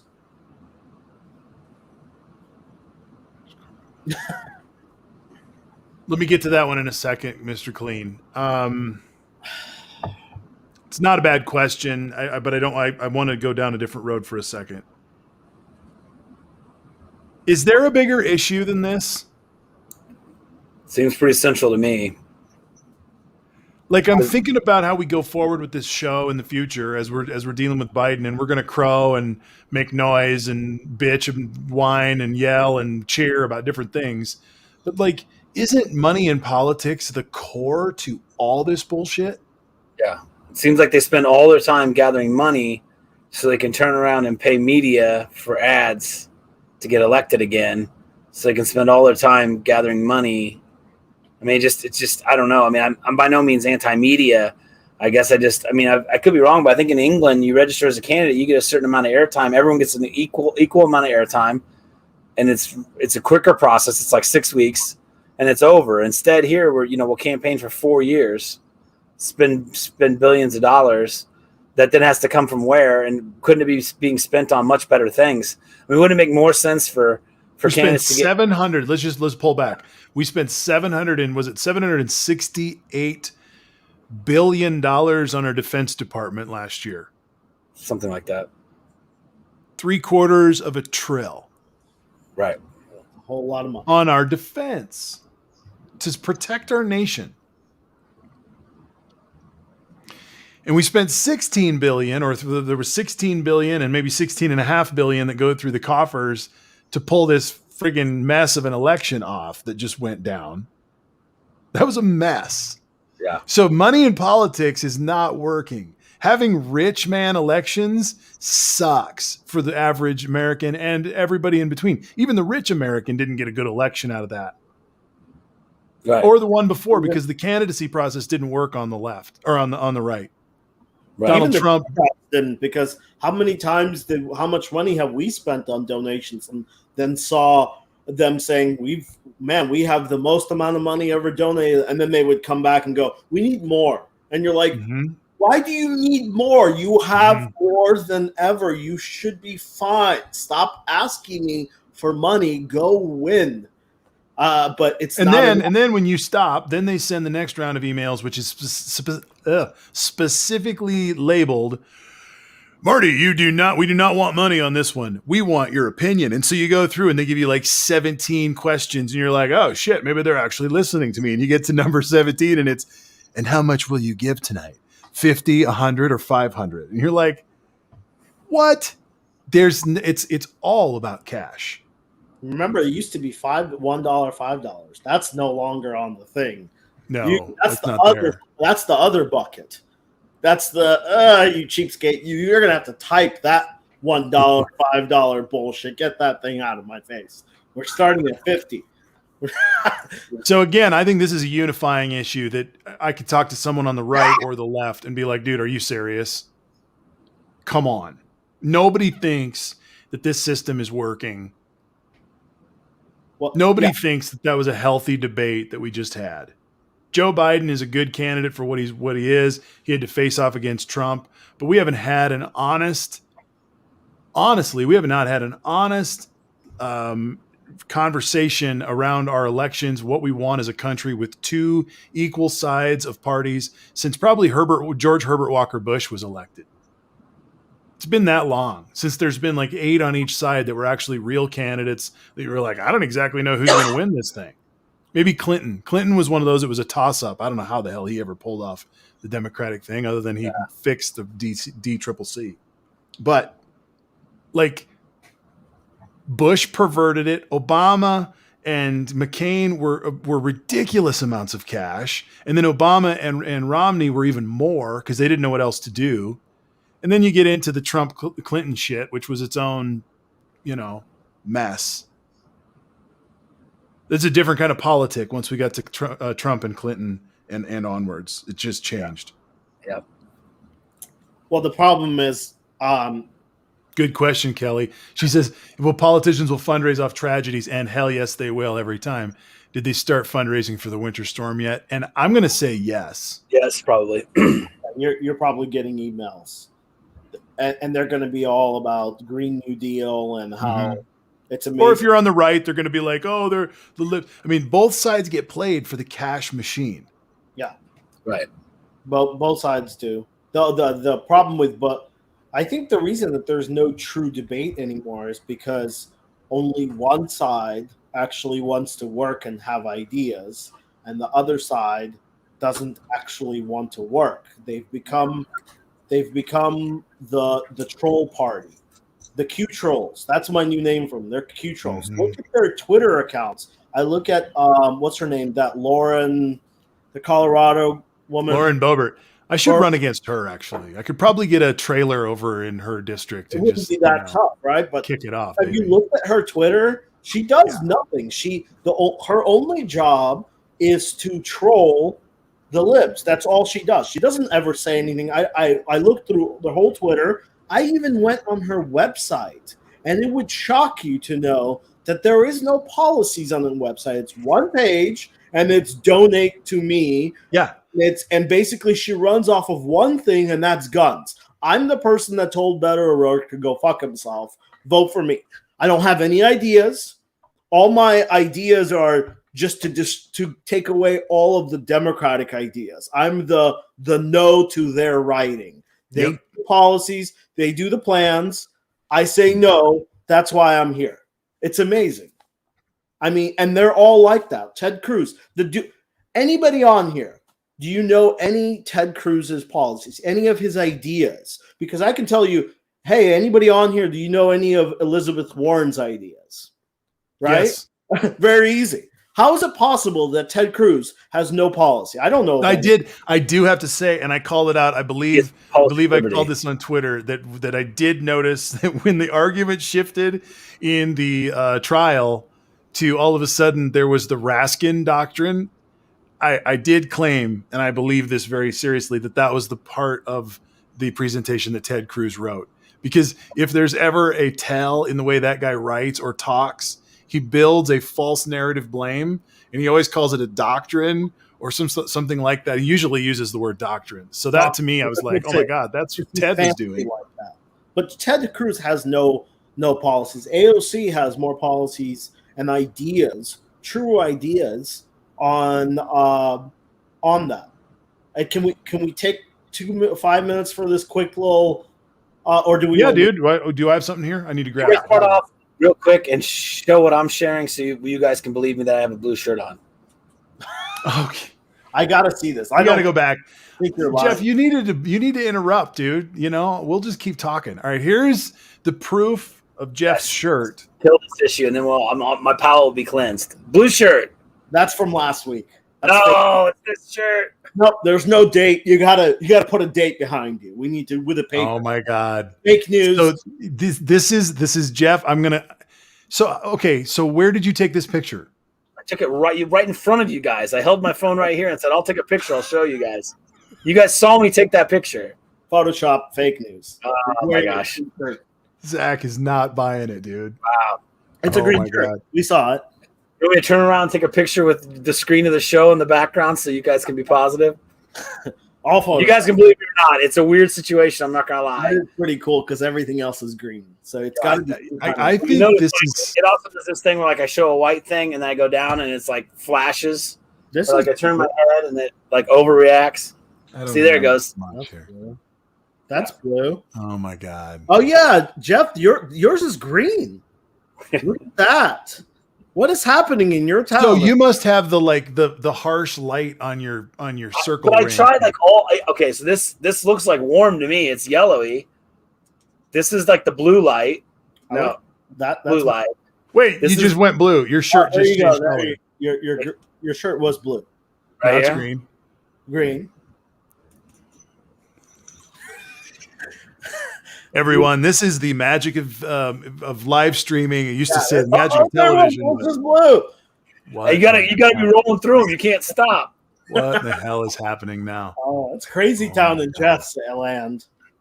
You gotta run here. What is that? We're just gonna do How long you been in the house, Jeff, by yourself in the cold, man? Sure. See, everyone said it was blue for a second. Now you guys are starting to believe me. You've been Now running the hallways. we go to my in-laws every Wednesday night for dinner, and so that's my main social interaction. And my brother-in-law was there this week, and my sister-in-law and her kids. So it was actually kind of like a bit of a return to normalcy. We all wear masks the whole time, but that was like an actual like hang, like a real hang, which we've probably done, I don't know, 4 or 5 of those the whole time in the last year. So yeah, it's been a lot of time alone in my house, that's for sure. And my main adventure was grocery shopping, but then my store stopped enforcing masks, so I've been picking up my groceries. So that's a lot less interaction, a lot less self-expression. But I yell at the screen a lot. I talk to my church folk, and they yell back. So it's good. We love each other. It's fun. I watched the Super Bowl on Zoom while my wife was down there. I watched it with one of my best friends who lives here in town, but on Zoom. Nice. Stuff like that. I just get on here late at night. You've probably noticed I get on here late at night and get in random conversations. Yeah, that's good. I think But this here thing on is Periscope, not StreamYard or whatever else, wherever else we're streaming. So quick experiment, and this will be with the chat.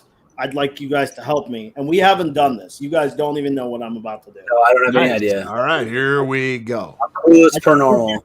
I just need you to write this stuff down, and the ones in everybody in the chat just help. Give me opposite policies of each party. So, for example, I can say Green New Deal, fossil fuels, right? That's okay. one. So those kind of opposite. One from the Democrats, one for the Republicans. And just, gay marriage, no gay marriage. I don't, and just what their policies are. And just kind of, say them out, what else we got? Amar, you think of anything? I like what you're doing here. Okay, so let's just rifle through it, just a few of them to kick it off, right? Tell me the opposites. Let's go pro-life, pro-choice versus pro-life, anti-abortion. There you go. That's right? good. My body, my choice, pro-life. That's a better way to say it. Thank Guns, you. right? Guns. More. What would you say? I think if I'm gonna walk the Joe Biden line, I'm gonna say gun regulation, sensible gun regulation versus total laissez-faire. Don't touch my guns. No laws at all. Yeah. Healthcare versus no healthcare.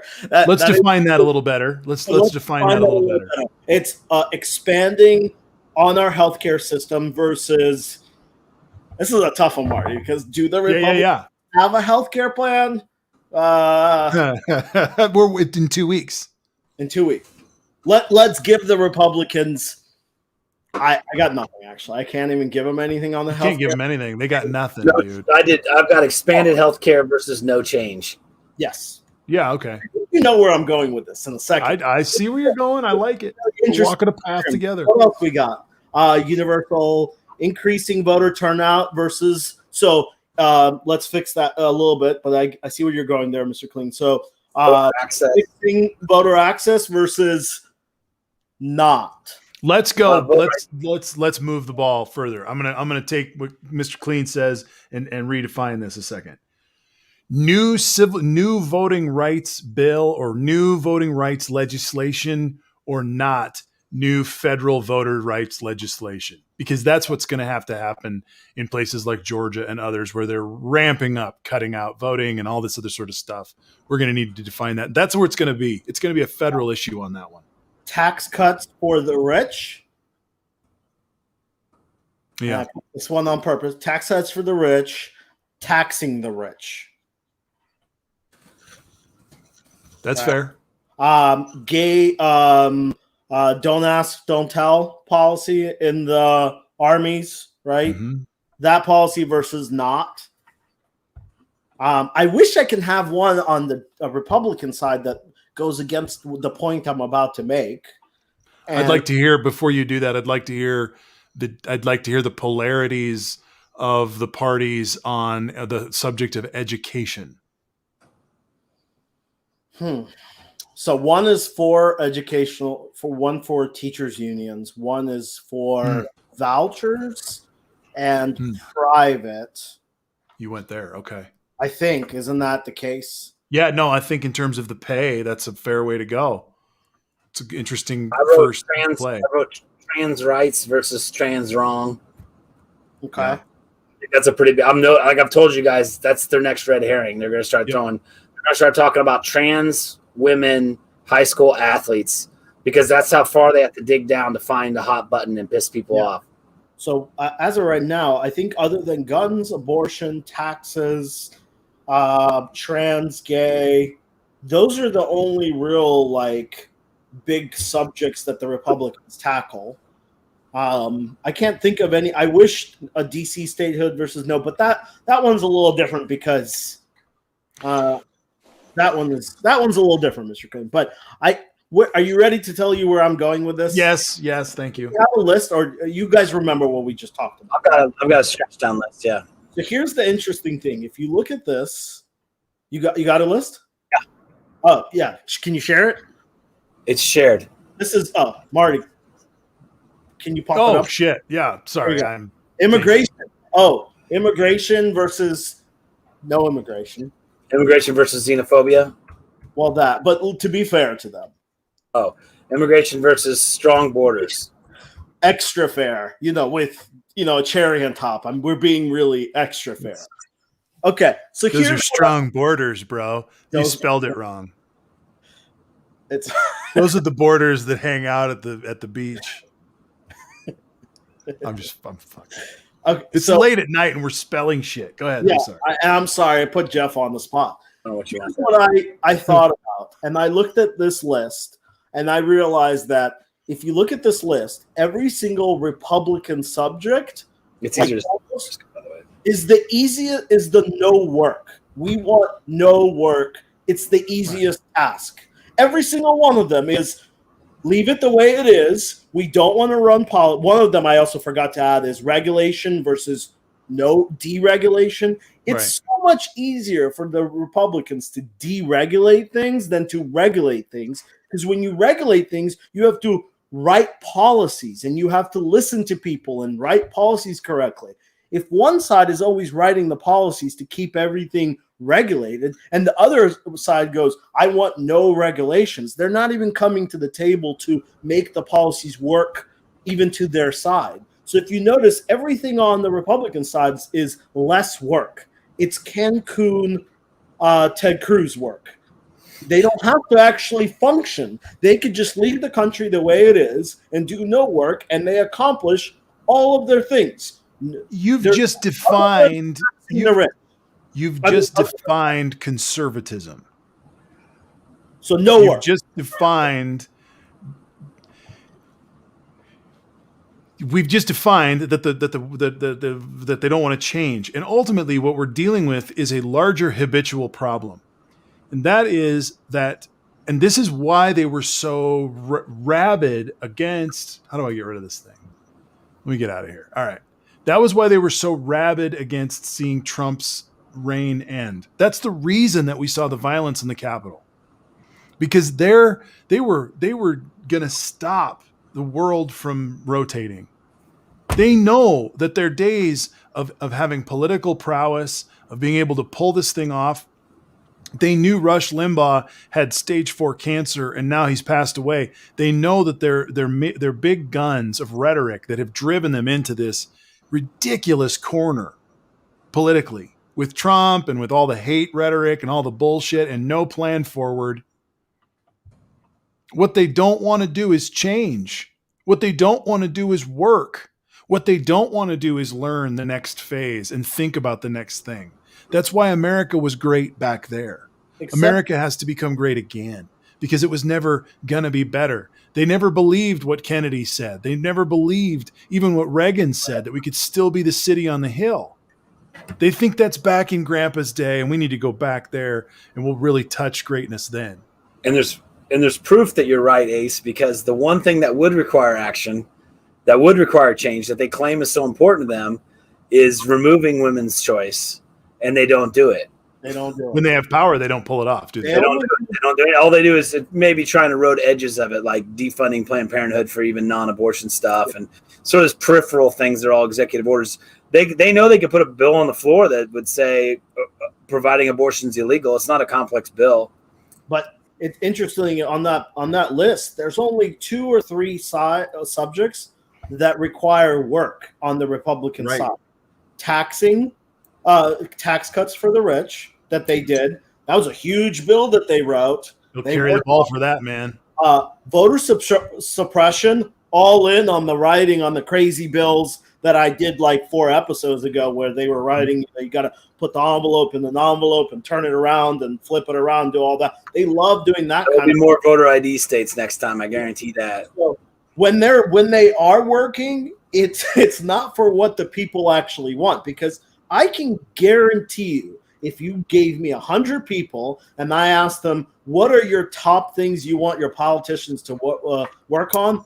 None of them are going to say voting anything. They don't care. They want actual results. And the Republicans work on none of them. And the only thing they kind of run on is deregulation, which is the easiest thing. That's why Trump loved deregulation and executive orders against Obama, because all he had to write is, hey, whatever this guy wrote, it's bullshit and it's gone. That's so much easier to get rid of a policy than to actually write a policy that follows science and statistics and the whole thing. You have to bring in everybody. Everybody has to put in their 5 cents, and you go, okay, now we have all this policy. Let's figure out how to write this back. That's why the Republicans don't even want to work on this $1.9 trillion. It's a lot of work. You have to figure out where you're going to use the money and how you're going to use the money, and make sure that the PPP, like the last time, doesn't just get funneled away to the 1%. This is what happens when you don't write good policy. Money gets stolen. So it's amazing that I can't. And they know that they're going to be under scrutiny for that, so they're writing it well. That's why it's taken a little till March. I know we would all love to see the checks cut now and have it done.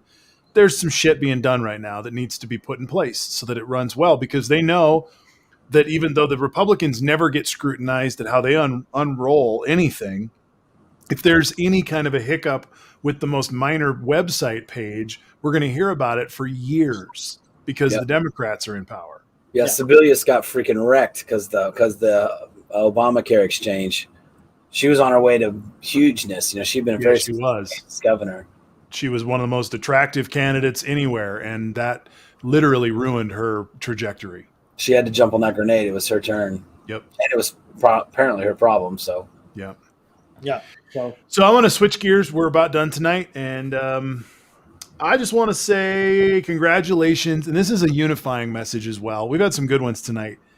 A unifying message of congratulations to all Americans and all Earthlings tonight, as the Mars rover has successfully landed today and is on the surface of Mars, and it's super cool. And to know that they went from ridiculous speeds, I think it was 48,000 miles an hour of some sort, to zero in less than 16 miles as it entered into the atmosphere of Mars, and then went down and gets dropped off of its core thing, and then it drops the parachute that then has a system that holds rover, lands, and then fires its way out of there so as to not hurt rover.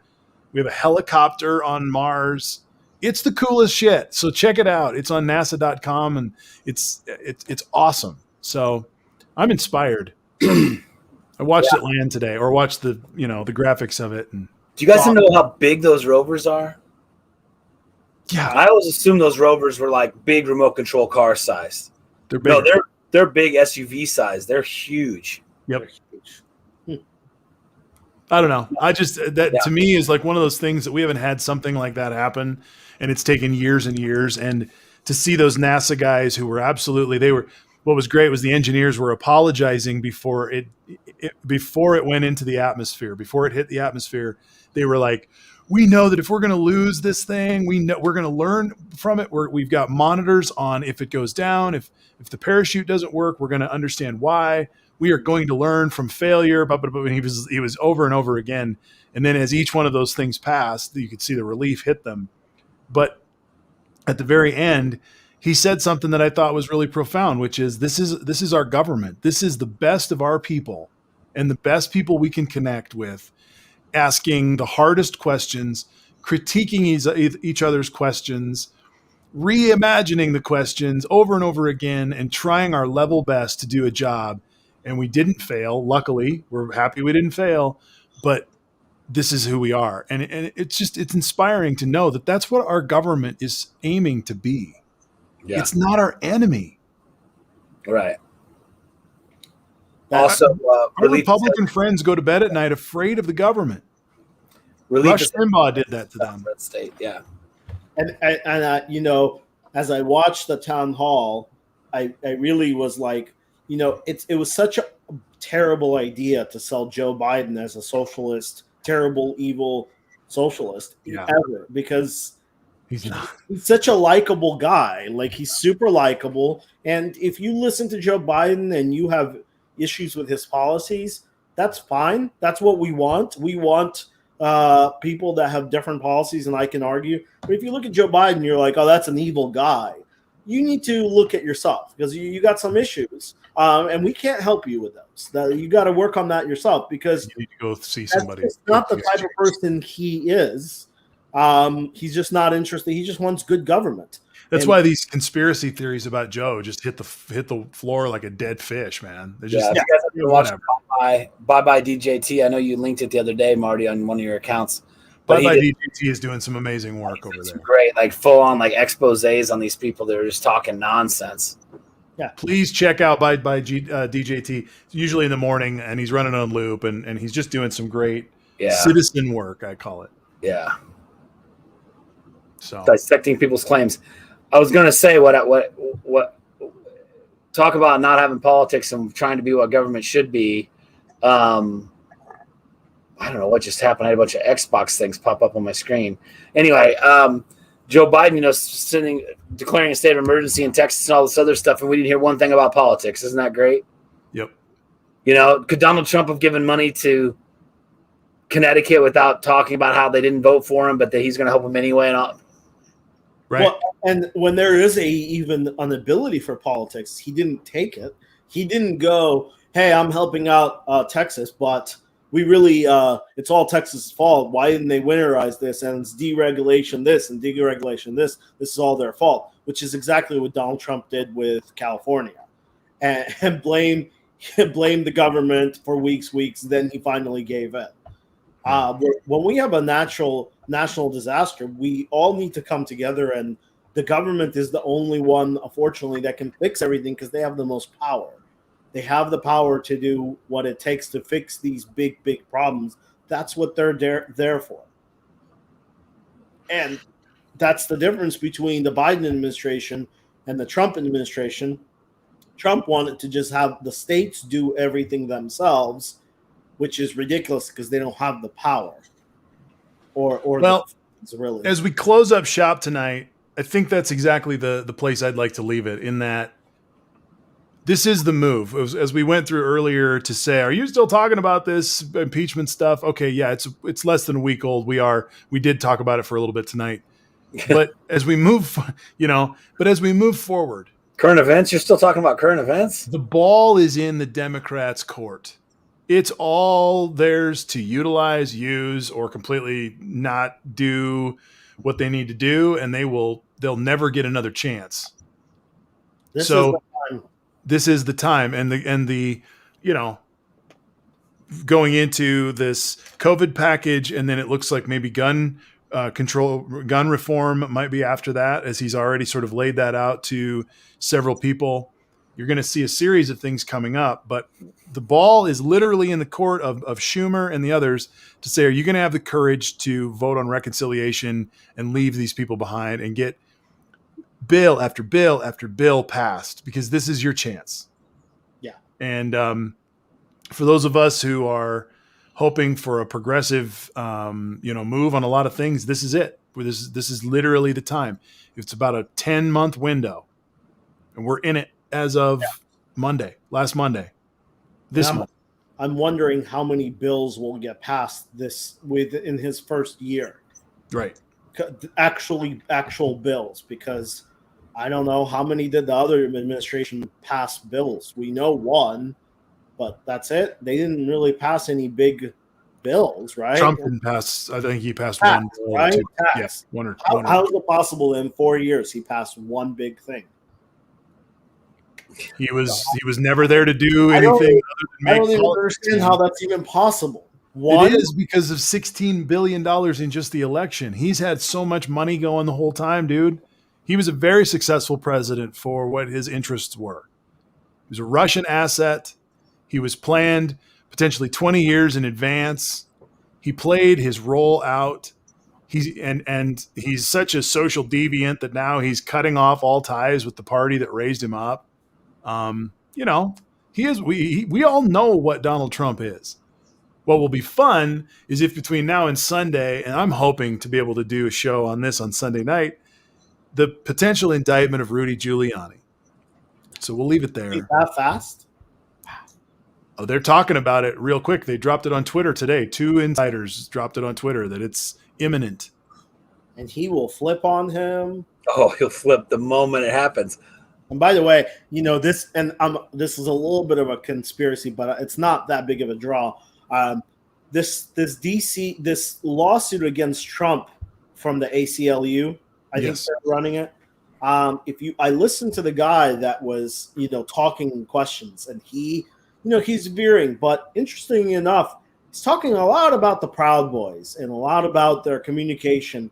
Certainly sounds like someone or a lot of them have flipped, which is always the thing. A lot of these Proud Boys are random people. They don't have money. And when the FBI comes knocking at your door, your lawyer is going to be the first one to tell you, you need to start talking, or else you're going to be in prison for 25 years. You don't want to go there. This was all fun of a beer drinking vacation, but now things are serious. So I'm assuming we're going to hear they didn't just do this lawsuit if they don't have enough information and people flipped and said, oh, no, I had a conversation with this person and this person. I've always said you have to follow the money. The money will lead to the end, because you're going to find people in Trump's camp that was funding trips, all kinds of stuff for these guys. And once you get that link, it could be Rudy. Because And I think it's the first of a dam breaking of not only the civil other lawsuits and potentially criminal things, but for the NAACP to be the lead horse on this charge, I don't think is missed upon any. It shouldn't be missed upon any of us. It's delicious irony, and it should scare the absolute shit out of the Trump administration and all of his people. Yeah, because it's civil. It's coming at him. And it's civil. There's a smaller threshold that they have to prove. And don't forget, people will say, well, he won't go to prison. Donald Trump only has one thing, and that's power through fictitious money, because he doesn't actually have money. But when we know he has no money, he has no power. Right. One thing, this is interesting, when he was going through his bankruptcy the first time in the 90s or something like that, he convinced the banks to still fund his lifestyle, because he proved to them that if you show to the people that I have no money, my brand is worth nothing, which means you guys make no money. So he actually convinced them to pay him money so he can fund his lifestyle, so his brand can be something. When you take away his money or his fictitious money and you show he has no money, he has no more power. His brand is dead. Yep. And then when there's no money, there's no lawyers either. You're getting the landscaping company lawyers. You're getting the landscaping company lawyers. The dopamine drip is ending for the Trump-anons who were getting fed over and over and over that something was going to happen. And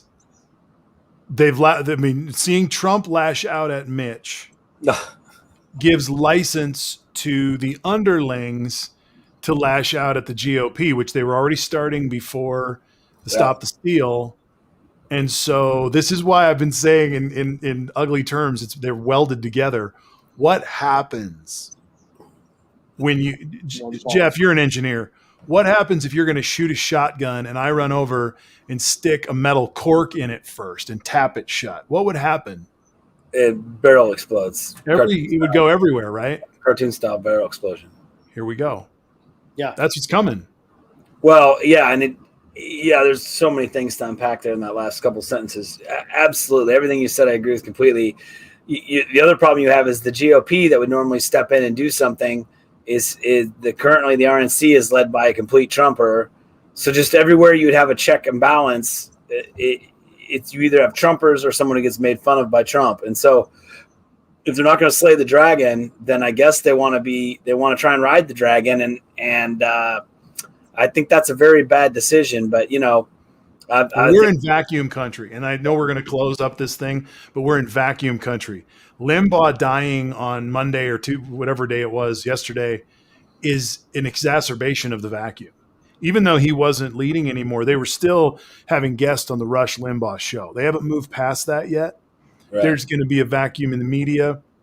Is it going to be Beck? Is it going to be Hannity? Is it going to be Levine? Who's it going to be that takes that role? The fact is there's never going to be a grandfatherly friend who is with you since the Clintons, who brought you Basketball Jones, who did all the stuff over the years that made up what the GOP ended up as today. Their godfather died. Yeah. Yeah. And then Trump hitting McConnell is just to show that he cannot control his rage, because that's a terrible move. Because it's ridiculous. Has really no true power. He has power because people are afraid of him. But now that you've already pissed off the leader of the Republicans in the center, and when the Democrats go, hey, we want to start an investigation, McConnell could have stepped in and said, well, if we're going to pick a special prosecutor, I want this guy. Now McConnell could be like, go ahead and pick your guy. I'm good with that. Bye. Like, he basically ruined his protection. It's probably true, Blue Strat, that Vito died and Michael was just as successful, but I just don't see that any of those abrasive characters have the same, what do you call it? Country club-esque. I wonder if that Rush's chair couldn't be filled by someone, a troll from our past, like Bill O'Reilly. Could be. Blue Strat disagrees. I don't mind that disagreement. We'll see. That's the game right now. We'll see where it ends up. But that's the vacuum. And any vacuum is abhorred by nature. We don't like vacuums, and it doesn't work out well. So not only is there the Limbaugh vacuum, but the fact that Trump and McConnell decided to part ways over the past week. Where does this go in 3 weeks? Oh, I wouldn't say they parted ways. I'd say McConnell made sense and got chewed out by Trump. As far as I know, McConnell hasn't come back and said.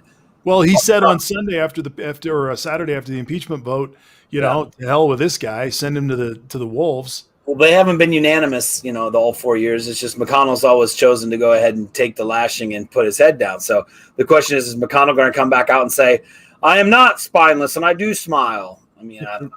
In other words, I assume it'll be an insult McConnell will take, because McConnell is actually focused on keeping the Republican Party together to keep the power. But again, how long are you going to keep sucking down this type of hate and infighting? And then you got people coming from the bottom, being the Taylor Greene types. I mean, Texas and the South, the southern snowstorm the timing of this is crazy. Yeah. I just was flipping around to Twitter. Cruz is already trying to, on the apology tour, I made a mistake, which is a very interesting move for him. It is. He started with a lie, then backed up onto another lie and blamed his children. He basically blamed his children twice. And then he lied again. And one thing about that story that I think is the worst part is he actually got the police to help him as well. So he also used resources, which also takes away the idea of, well, he's not really going to do anything anyways. But the thing is, I think that there is a segment of the public that would go, listen, he's rich. If his kids are cold and he has the ability of going Cancun, let him go to Cancun. And I would say, okay, I can see that. But the problem with that is you're a public figure. You're an elected figure. You should know what things you should do and what things you should be the representation for the people. Yeah. And the Republican Party just gave up. It's the same thing. That one thing that reminds me is that paper towel throw. Yeah. And that thing. They don't really care what people really think of them. They go, "This is who I am. I'm an asshole." That's fine. Well, so I'm just going to lift up what Blue Strat says over here. He says, "Don't get fooled with Twitter and popular opinion," which it's easy to do. "My friends don't blame Republicans, and they have no power." And I believe him. I do believe that that's the truth, that people are not introspective. And so this is, Ace, this is us clutching our pearls right now. Yes, it is. It really is. Because they didn't believe him 12 years ago. When it happened 12 years ago, no one blamed they just wrote a report. No one got fired. The same thing will happen this time. And unfortunately, we don't have, or fortunately or unfortunately, our president doesn't go on a Twitter tirade for 2 months poking fun of Texas and calling them loser Republicans and do nothing Republicans and you guys killed and Ted Cruz. We don't have that blowhorn that always points. I mean, how many times did Trump destroy California on their wildfires? It was a tirade every single week. We don't do that, so we let them forget, unfortunately. Or fortunately, I don't know. It just seems like it works both ways. I don't want it to happen, but then if we don't happen, the Republicans get to kind of put it under the bridge. Never happened. Well, and this is non-voters might blame Republicans, though ice storm might be enough to drive up voter turnout. I think this is where we keep the conversation alive in the sense of, and I'm going to close my piece with this, in saying to Kelly and everybody in Texas and everybody, whether they vote red or blue, I hope you well. I don't want ill for you. I want you to be comfortable. I want you to be safe. I don't have any power to change that right now, but this conversation is us trying to lean into that good governance can be there. It can be possible. It doesn't have to be huge, stupid bureaucracy, but America heals in the sense that we're human beings.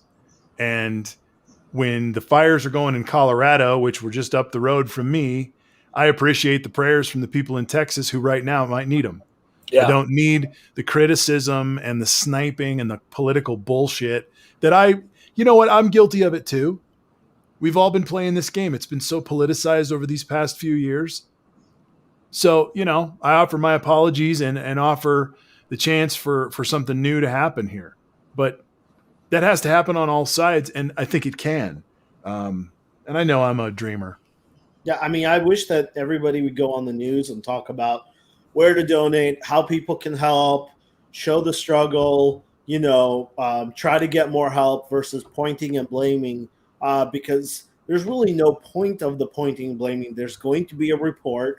We're going to find out who did what, and then we can go from that. But as it's happening, running around and saying it's AOC's fault and Green New Deal's fault is, it's shots fired. We have to then go back and we have to get into our fighting defense as well, which sucks because I would rather just say, hey, who do we donate money to? How do we help? Blue Strat names it, as long as the consolidated left and right media exists, that corporate media thing, the country won't heal. And that's, of course, why the juggernaut of America Heals is just rolling across the land. I don't know how many hundreds of thousands of viewers we'll have tonight, but thank you all for your support. Any predictions before we leave tonight, Mr. Jeff or Mr. Ace on the river? Anything to lay out there that's coming up over the next stretch? I think they're going to come to a deal. We're going to hear a lot more of the 1.9 trillion by the end of next week. I think by the end of next week they're gonna start getting votes in. We're going to hear more and more how this money is going to be spent. I think it's still going to be 1.9 trillion.